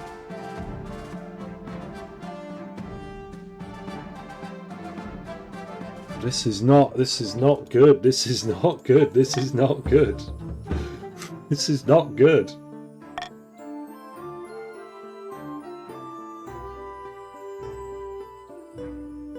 Right, unexpected opportunity, keep them sweet, and then the final battle. Your Majesty, the patricians were marching through the south when they were hit by a fierce rainstorm. Unable to progress through the mud, they've set up camp beside the Tandra River. So they're sitting ducks? Precisely, we must strike. Don't be foolish, Marshal. Do you think our own troops are immune to the weather? We'll have the same problems. If I may make another suggestion, Your Majesty, the patricians are drawing all their water from Tandra River. If we were to poison it upstream, their troops would suffer greatly. By the ninth, that's a dishonourable way to conduct a war. Your Majesty, you cannot seriously be considering this desperate times. Where do we get all that poison? If we herd all the cattle in the south onto the riverbank upstream and allow all their effluents to flow freely into the river, the water will be contaminated. It's hard to fight on an upset stomach. Zealot and Diplomat? I mean, I don't think I would necessarily be against this. And things are desperate. Ninth above, you are devious. I don't feel comfortable with this, Your Majesty, but I'll need council approval before I proceed.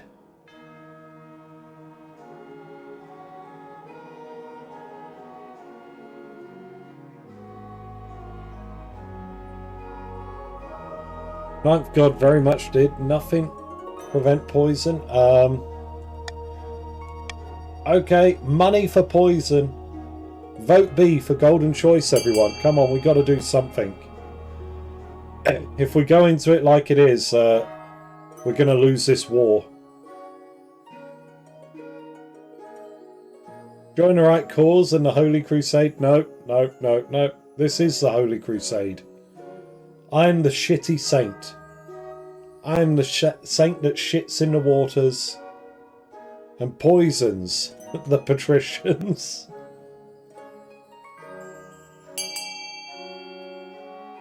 Okay. Thank you. Thank you, my loyalists. Let's go. By the ninth. This is not war, this is something worse. I'll have no part in such depravity.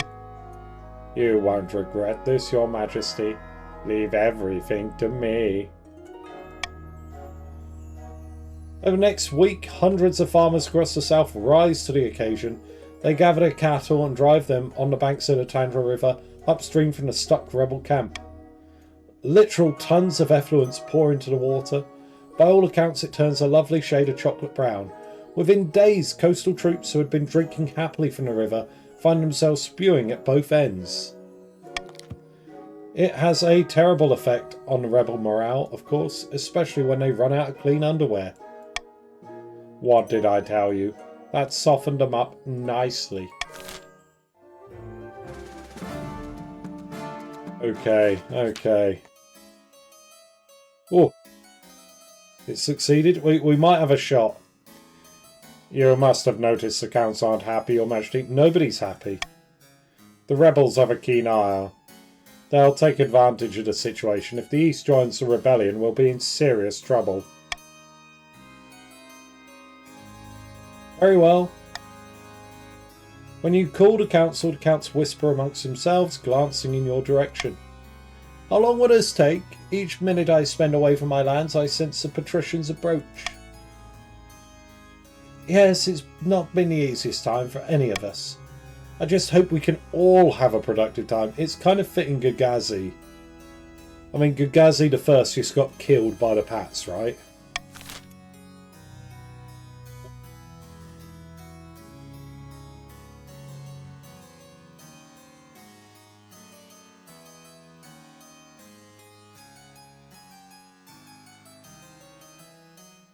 I think C is the way. I can pay you 1,000. Everyone's happy then.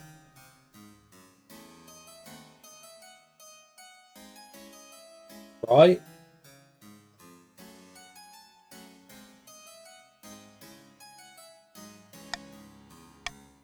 I would like C. This will help us. This will get us some more military. Even the odds. Come on now. And give the counts a bit more farming.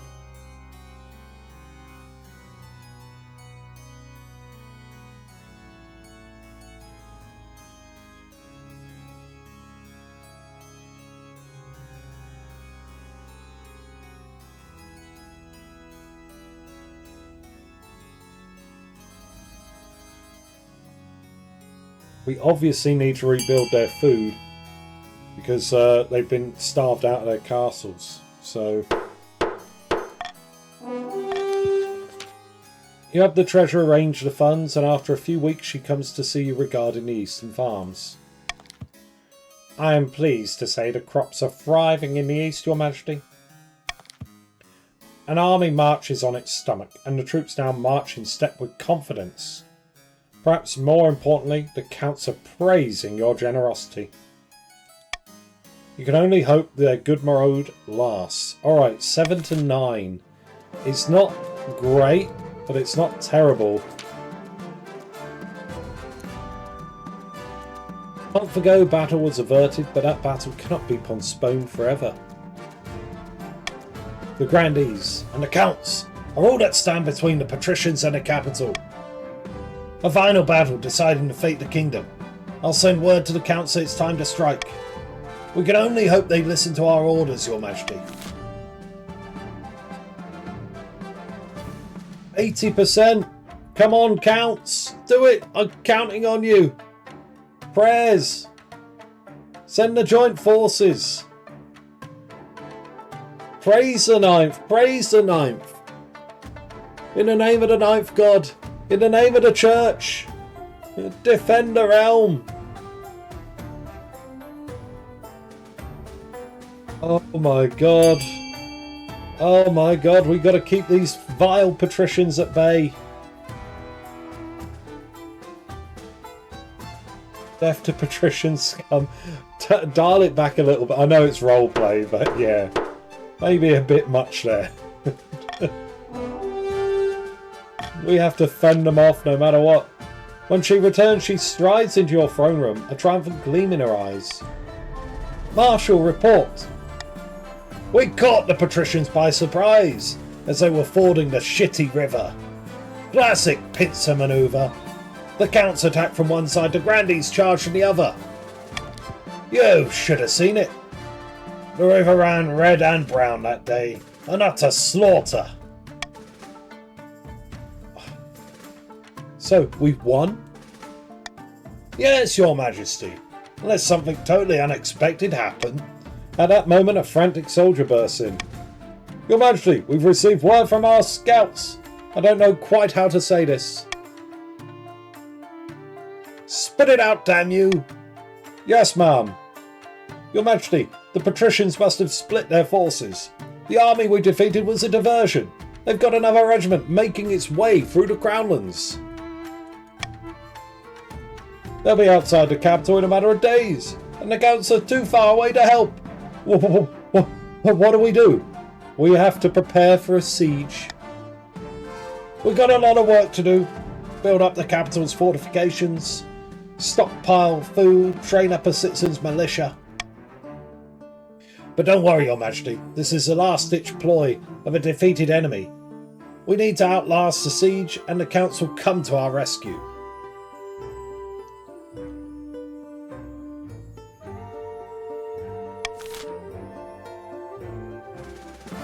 Grandees and Counts want an alliance. Alliance to shake the age.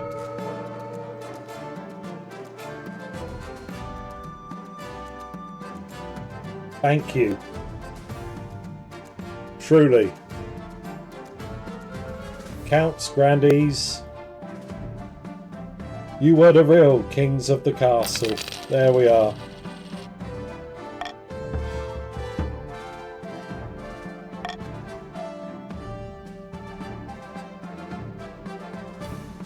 Freezing troops? Okay, what's happening here? By the ninth, our soldiers are freezing to death. I've never seen such a harsh winter.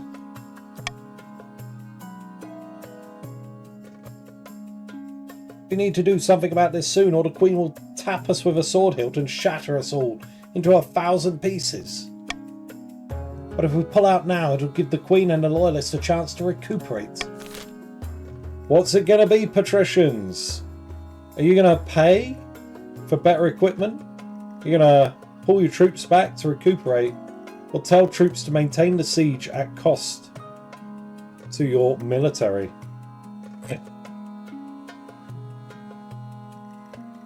They're desperate. They're holding on.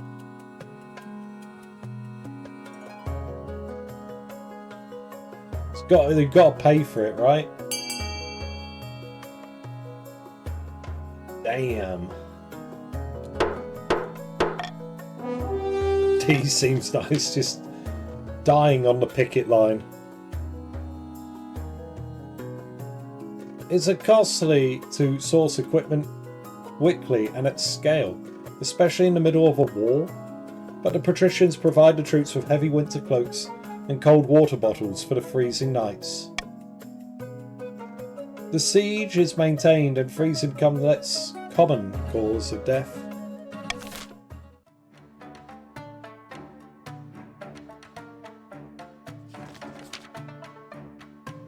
Patricians are digging tunnels under our walls, Your Majesty. By blood of the dead. Coastal troops could boil up from underground anywhere in the city, even under your very throne. I've placed bronze bowls of water inside the city walls, judging by the size of the ripples. We've worked out where the tremors are coming from. It's a rough measurement for certain, but we must act now. What would the council have me do?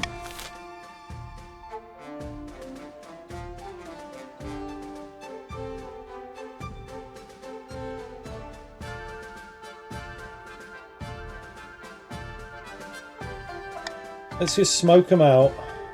Right? Let's get rid of them that way. Golden choice on sea, everyone.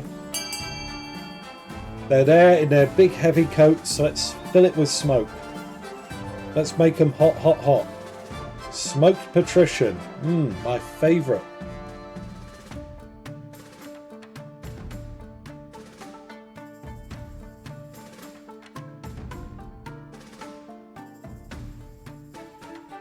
Archbishop, holy as he is still human and makes mistakes. Surely he is bewitched by the patricians. It's true.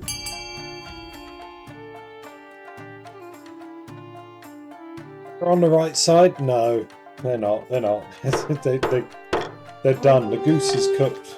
Or smoked, rather. After the days of exploratory digging, your tunnellers meet up with coastal tunnellers. Your marshal immediately sets up a large set of bellows and several tons of burning feathers, pumping the tunnels with arcid smoke. The sound of the enemy soldiers coughing is music to your ears. Once the tunnel is abandoned, you burn the wood in braces and collapse it safely. Success, but hardly a victory. None of their troops were killed, but you fended them off for the time being. Now, the wartime feather supplies are running dangerously low. Here we go. Archers. Oh yeah, we can't make arrows without feathers. That's right. Thank you, Weldris. Yeah, I think we're good. I think we're okay. The patricians march through the Crownlands, pillaging and burning. The road is heaving with refugees and corpses clog the rivers. Now the capital is surrounded, you stand on the ramparts of your palace, staring out in dismay at the army camp stretching for miles outside the city walls.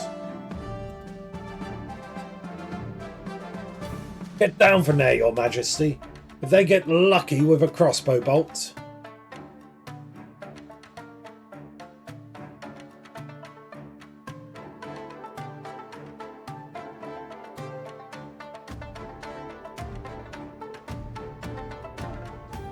What are we supposed to do?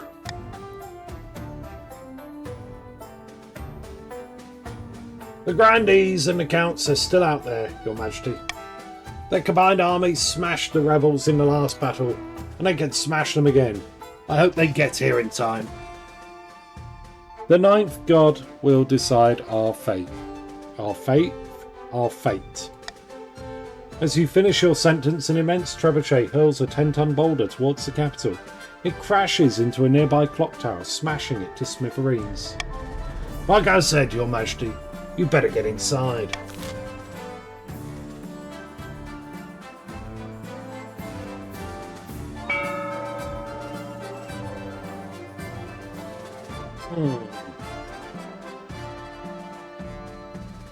I think we're good.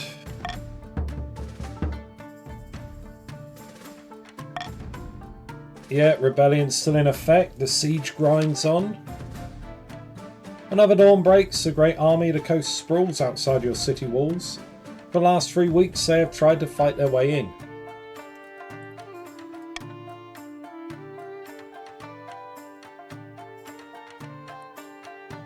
I've said this before, but I think that it's good rebellion isn't purely a military contest, because then that'll make it an overly important stat in relation to the rest.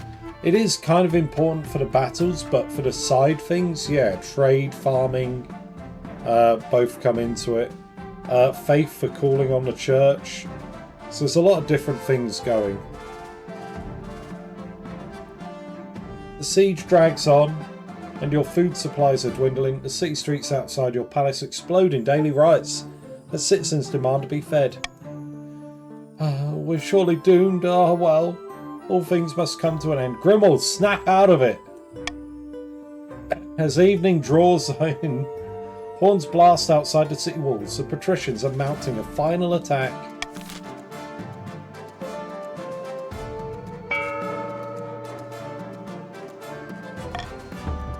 Here we go.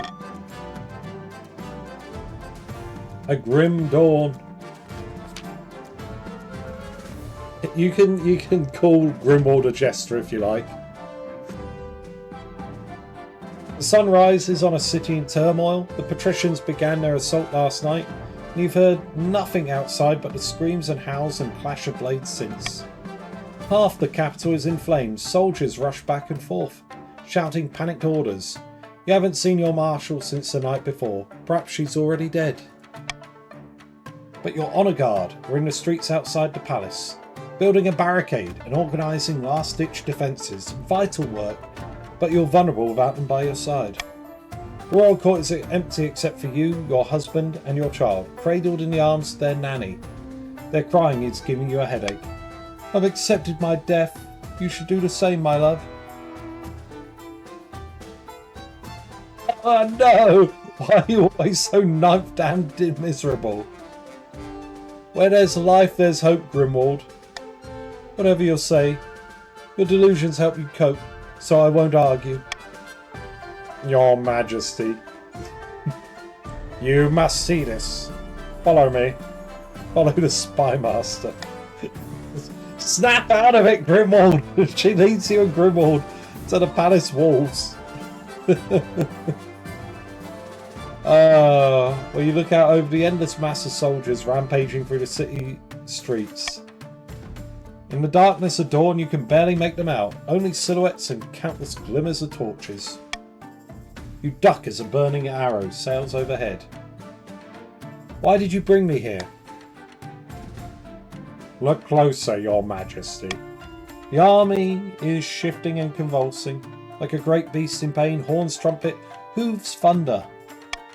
The grandees and the counts have arrived in full force.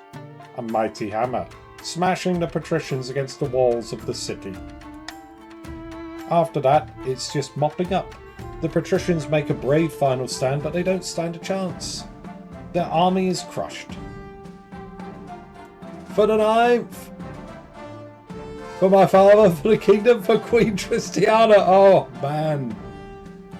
Let's go! By dawn, rebel corpses clog the rivers and blanket the city. The crows feast like never before.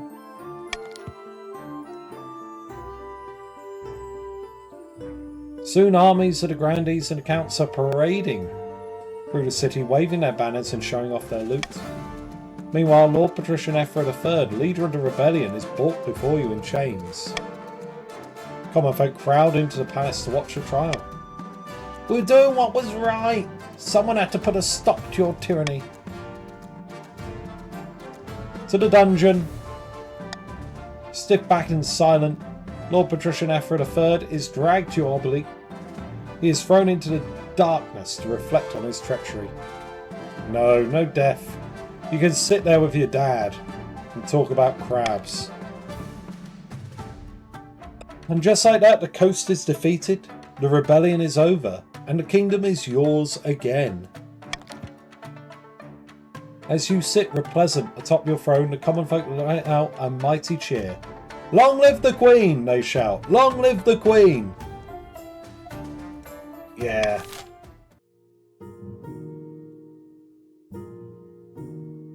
There we go. Now, diplomacy is back on tap. Let's see. We've got an auction, a post-war auction. We can have an observatory for the counts to help them chase their faith down. I think, honestly, the Grand Bazaar C would be nice. The Aqueduct A would be nice.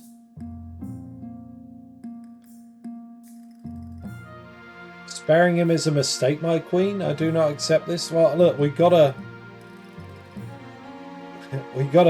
sort of break some bread here.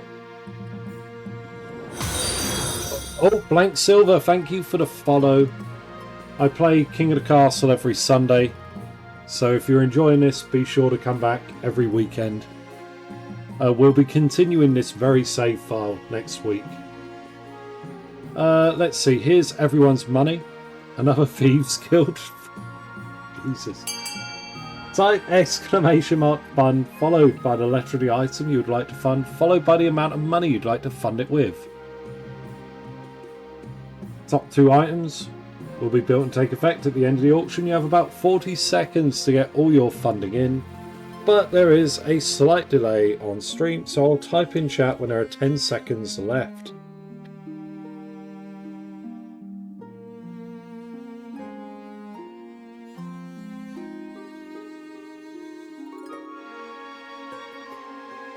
Oh dear, C&B, Grand Bazaar and Observatory.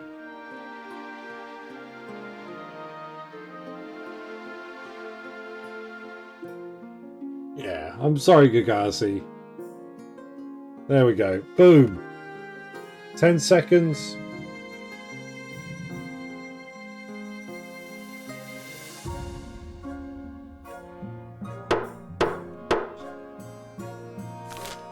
What did we get? Ephra, you absolute... My God, okay, we got a lot of work to do on this kingdom. It's an absolute shambles right now.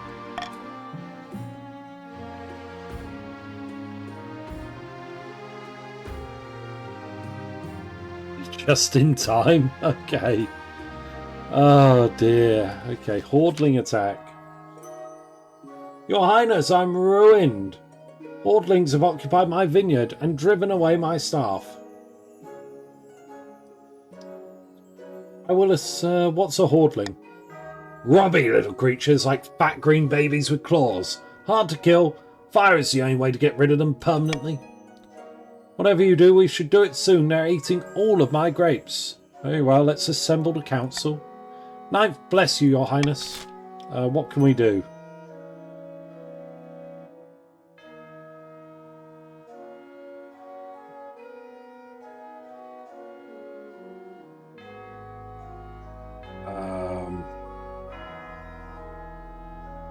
I don't want to do this. I'm happy to spend the money. Hi, Strawberry. Hello. Welcome on in.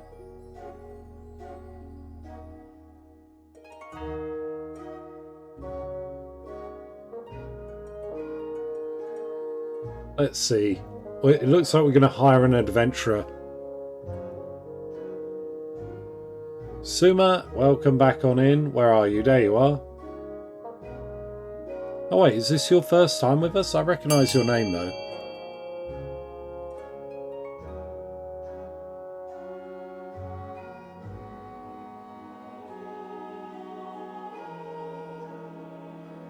There we go. Welcome on in. Welcome on in to the Pats. And oh, Strawberry, you are also in the Patricians. Welcome. Take it, do the two of you know each other? Whichever the case. Welcome on in. Yeah, no worries. Yeah, I just had a brief check. Yeah, you were here earlier.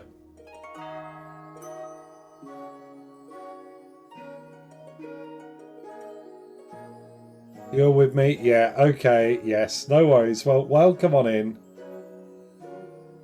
We love money, do we? Oh, that's okay. There's plenty of people that know the game. We've been playing it since launch, about 2 years ago. So feel free to ask any questions if you need help. You dip into the treasury to hire a stern-faced adventurer from the guild. Never fear, Your Majesty. I could drive them out without collateral damage. Cool. Fantastic. An adventurer will do it. Your Majesty, a grandee by the name of Dean Uwu wants to present you with a new invention. Your Holiness, we are entering a modern age, a more humane age, yet botched executions are commonplace. Decapitations where the head doesn't come off, or hangings where it does. No more. Behold, a merciful machine for removing heads, quickly and painlessly. I call it the Dean Uwu. Uwu? They swish a cloth away to reveal a huge machine of iron and wood. It has a hole for someone to place their head and a heavy blade dangling ominously above it. The sight sends a chill down your spine. I love the idea is the Uwu. How efficient. Precisely, with the Uwu you can send 12 heads a-rolling in the time it takes for an ordinary executioner to chop through a single neck. I don't think you killed rebels efficiently enough. No, that's it. Yeah. We can, but yes, I can have a look at it. I think it'll be in the save file, right?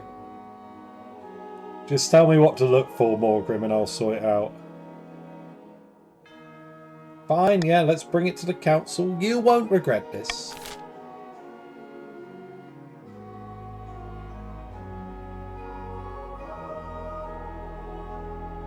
got to be the national rollout. Golden choice, I'll pay you all. Can someone explain the scheme? Yes, what scheme are you in, blank? You are a patrician. So your scheme is monopoly. You want to lower the kingdom's treasury to 1,500 or less. So I'm desperate for money, and you can buy up my lands. That's your plan. And then, like, your scheme, when it's successful, you'll be able to put your own claimant on the throne in my place.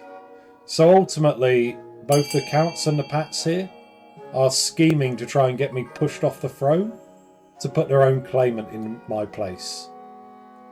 Alright, vote A, everyone, if you haven't already, for the golden choice. Get some cash.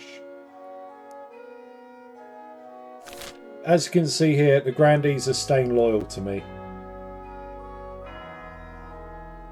15, is that about everyone? That's probably about everyone active.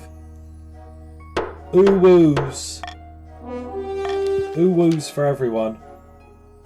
Hundreds of ooh-woos are built in southern workshops and sent to courthouses all over the kingdom. Soon enough, you're chopping through the backlog of condemned prisoners with unprecedented speed and unprecedented mercy.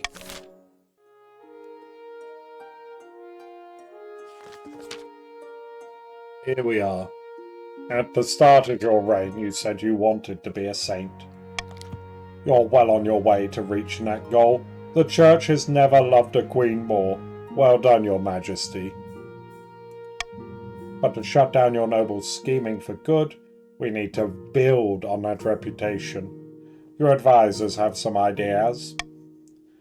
Your Majesty, if you help us spread the zeal of the Ninth God, the Church will lend our full support. With the backing of the Church, the nobles wouldn't dare move against you.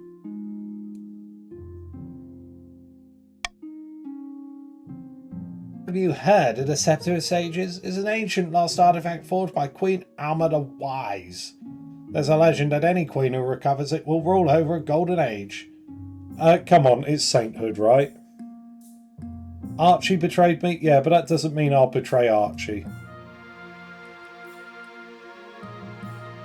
That's the highlight of the stream. What, the ooh-ooh? And we cannot only see the... Wait. Yeah, the kingdom's treasury's there. Second trait? Oh, yes. Second trait is stability based, so I've got nothing pushing me one way or the other. Technically, you always listen to the bishop. Yeah, but I mean, if I did have a trade archetype in the second thing, I'd take that. Sainthood is here.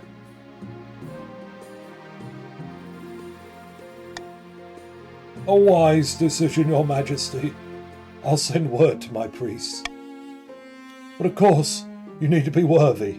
Your priority is to raise your authority and keep the kingdom's overall faith as high as you can.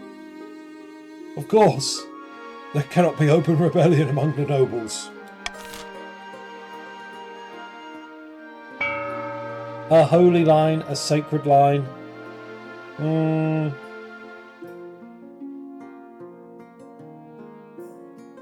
I mean, I hate to say it, but we could launch this dynasty with a bit more cash, right?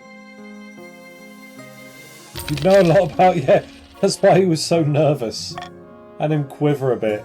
Yeah, sorry for the taxes, everyone. Mysterious Wanderer. Esteemed Highness. Last week, a mysterious Wanderer visited the Grand Bazaar we built in the coast. She claimed to be from the distant cloaked city of Sarakan. She said she had a number of magical artifacts for sale, but the wizard law forbids the unlicensed trade of magical items. I thought the cloaked city was a myth. The wizard city of Sarakan in far-off Valamir is the subject of many legends, but does not mean that it's a myth. I humbly request the council grant our Grand Bazaar a license so the coast may benefit from this wanderer's magic.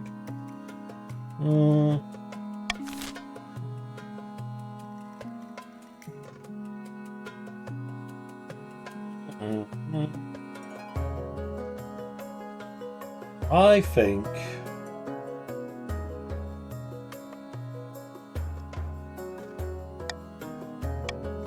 Shall I have an audience with the Wanderer, or shall we have them visit the Pats?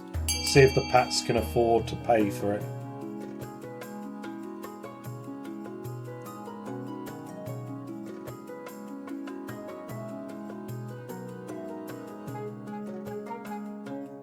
I don't mind, this is a fairly rare event.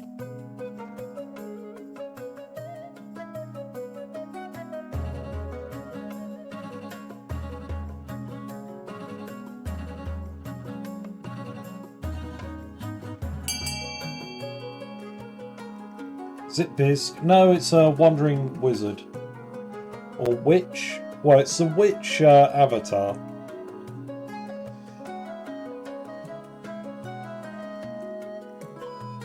Okay, let's see. Will the Pats be able to afford it? 80%. Thank you, fellow members of the council.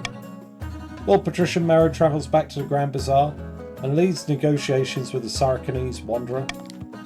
The Wanderer's items prove prohibitively expensive. By pooling their wealth, the patricians can afford only a single item. A very useful one, a skeletal hand that can, once a week, summon a horde of ghostly warriors to overwhelm any foe. Why? Okay, here we go. We got a ghost navy now. Unlimited power. If only we had the other hand. Here we go again. On the road again. Spooky sailors. Oh, what is this? Your Highness, I've returned from Grandee Fawn's the second vineyard. There's something you need to know. The hoardings are not there of their own accord. They are directed by a hob, a mischievous spirit enacting some great prank on Grandee Fawn. Together, they will be difficult to dislodge. They've collected spoons from all over the south and are now hoarding them in a wine cellar. To what end, I do not know. Someone tell me what a bloody hob is, please.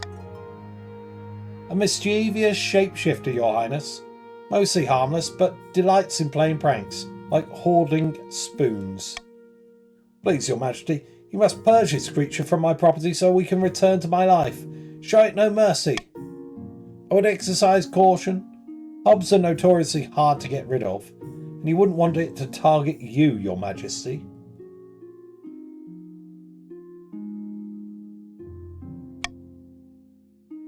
Perhaps Grandee Fawn II can make peace with it by making an offering of milk. He said such a thing can mollify a hob. Spoon shortage. Nay, Your Highness, I won't do it. I'm not about to appease this little monster. Why not? Grandee Fawn II tugs at his collar briefly.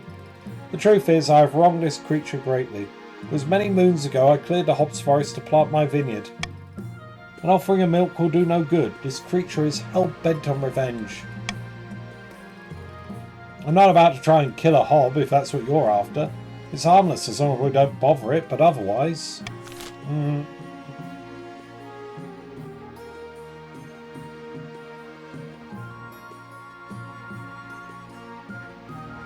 Alright, Fawn.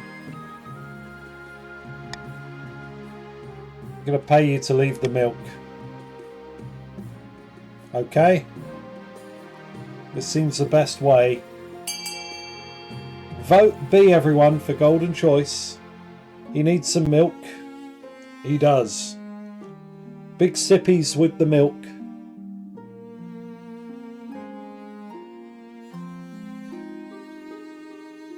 This, I think, will be the last vote of the game. I think I'm going to win. I will concede. Thank you, Fawn. But it's been a good day, a good afternoon. We'll be back with this next Sunday. And I hope you all had fun today. Let's see. 16 total votes. I think there's a few more of you. I'm going to do a countdown. kill count is 6, by the way, no?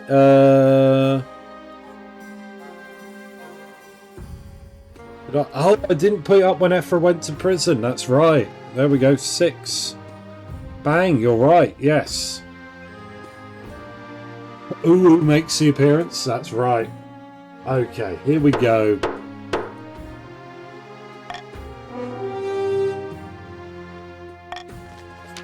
Grandee Fawn II continues to grumble and argue, but does as he's told. After the milk offering was accepted by the Hob, both they and Grandee sat down to talk through their disagreements and came to an accord. I think I've seen like 8 or 9. Trying to get the... Oh, okay, no worries. No worries, Chaz, it's all good. People can either be active or they're not.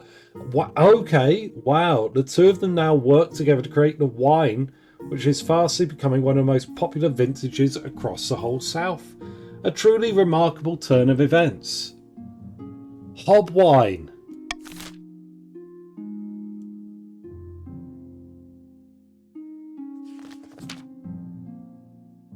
Your Majesty, I've received messages from the priests beyond the capital. They were a little reluctant to support you after the church officially backed the rebels back in the little civil war. I love seeing the church and state working together again. Absolutely, Your Majesty. Let's listen to the priest's letters. Your command of the kingdom is masterful, Your Majesty. The nobles are in no position to push back against you. Now the true journey of sainthood begins. We will scour the kingdom for miracles, so you can show the holiness of your rule. Excellent. Shall I write to my priests directly? They will investigate any potential miracles and send word once they find something. Do it. Let us wait for a miracle. After a few weeks, Count Weldris arrives excitedly. Hello, Weldris. How did I feel, Your Highness? Excellent news from the east. 9 white wolves were seen close to a countess's keep, and a group of her vassals followed them deep into the moorland. There they found an ancient forgotten church beside a tor. The wolves vanished, leaving only a handful of fur. Not to mention that the eastern crops suddenly flourished. Besides, you must recall how last week the statue of St. Bertrand wept blood after you visited the cathedral, and a peasant reported a vision of you being blessed by the ninth. When the Queen's rule is holy, the ninth god rewards. Everyone agrees the signs are here. Sign of my power. I can feel it! And the ninth god's might, Your Majesty, don't forget that. I will make preparations for the ceremony at St. Bertrand's Cathedral. I look forward to seeing you. That evening, your husband comes to see you. I hope the nobles don't push back on this. They always have something to say. I want the church and the crown to work in harmony. As an saintly queen, you're just the person to do it. Gromwald, it's been good, okay? You've been the only one. The sign of my power is here. Yeah, the sign. Sainthood is here. I am the zealot. We're gonna do it. Before you know it, the time has come. It's a glorious sunny day in the capital. Layers upon layers of ceremonial robes are rather hot. You stand before the Archbishop in St. Bertrand's Cathedral, in front of the gathered nobles. Grimoald stands beside you, his hand in yours. Ah. Off to the side, Tristiana II is watching excitedly. They occasionally try to dash into the crown, but their governess retrieves them each time. We gather before the power of the ninth god to witness the holy influence of Queen Tristiana. Then follows a very very, very long sermon. Stand and smile respectfully. He goes on and on and on and on. But eventually it's time for your blessing. A blanket of silence falls over the cathedral. You step forward and the Archbishop sprinkles holy water upon your brow. Perhaps you feel something. A warm glow, as if the ninth god is watching. The power of the ninth god bathes you in holy light. The nobles can never stand against you now. Rise once more, Queen of the Kingdom, and Saint Tristiana. May the ninth god bless this day, one and all. He will, your majesty. He will. Applause rises in the cathedral, echoing in the huge rafters. Surrounded by her red-robed devotees, the High Inquisitor is watching closely. After a moment, she applauds with the rest. At the next council session, the nobles arrive to find a cluster of Inquisitors who have joined your honour guard. What are they doing here? Since when does the Inquisition have a place at the council? By blood of the dead, hush! Do you want to be tried for heresy?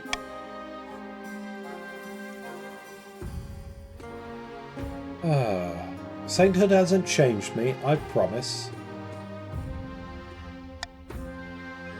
Noble Patrician Strawberry still looks very nervous. But none of the nobles, including them, speak up again. Over the course of the day, even the boldest noble is quick to vote with the crown. It's so easy, relaxing, efficient. You finish early for the first time in months. With the church at your back, you have a license to do what you please, as long as you keep to the ninth god's good side, of course. A long, glorious, venerated reign awaits Saint Tristiana. Yeah, Strawberry made an appearance. That's all. Oh dear, let's have a little vote. So, let me bring up the sign.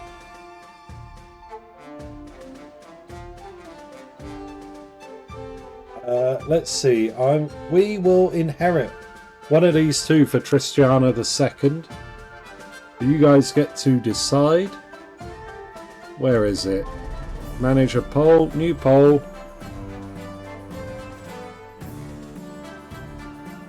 Inheritance. Shall we inherit Zealot? Or shall we inherit Diplomatic? You will have a couple of minutes to cast a vote in chat. The poll is active now. There we go. GG everyone, thank you for being here. I'll put the sign away now. Shortly after Queen Tristiana's reign ended, Inquisitors raided Count Captain Chaz's III's castle and placed him under arrest for evil magic. As he burned, he screamed the secret name of the seventh god. The Grandees celebrated their victory, and Tristiana was venerated as a true hero of the south. But some whispered that the Grandees were losing control of their puppet as the Queen consolidated her power around her heir apparent, Tristiana II. The patricians attempted to buy the kingdom ended in failure. Bankruptcies were filed, marks were scratched in secret ledgers. The risk-reward calculus wasn't favourable.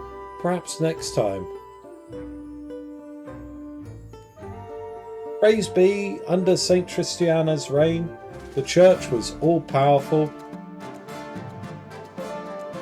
The only thing warmer than the hearts of the believers were the heretics being burned alive. The Queen died peacefully after another 15 years of devout rule. Legend says that an angel appeared at her bedside to bear her to the thereafter. The stream starts 12:30 UK time. We're currently in summertime. If you scroll down and have a look at my channel, you should be able to find my schedule. I've got it booked on there. And it should translate it to whatever your local time zone is. So you should be able to book it then. Queen Tristiana the Stern. Fantastic. We're going to have Diplomatic next time. No more Faith. Everyone's tired of Faith. So Queen Tristiana the Stern. Very nice. We had good old Grimwald. Of nobles, Morgrim's the wealthiest. Ivan is broke. Finally, the state of the kingdom.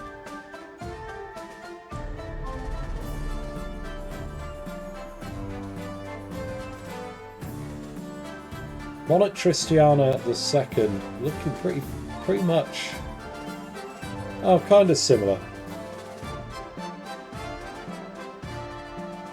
I understood nothing. Oh, that's okay. As you play more of the game, you'll come to understand it. We lost them with a porous, yeah. The Queen won.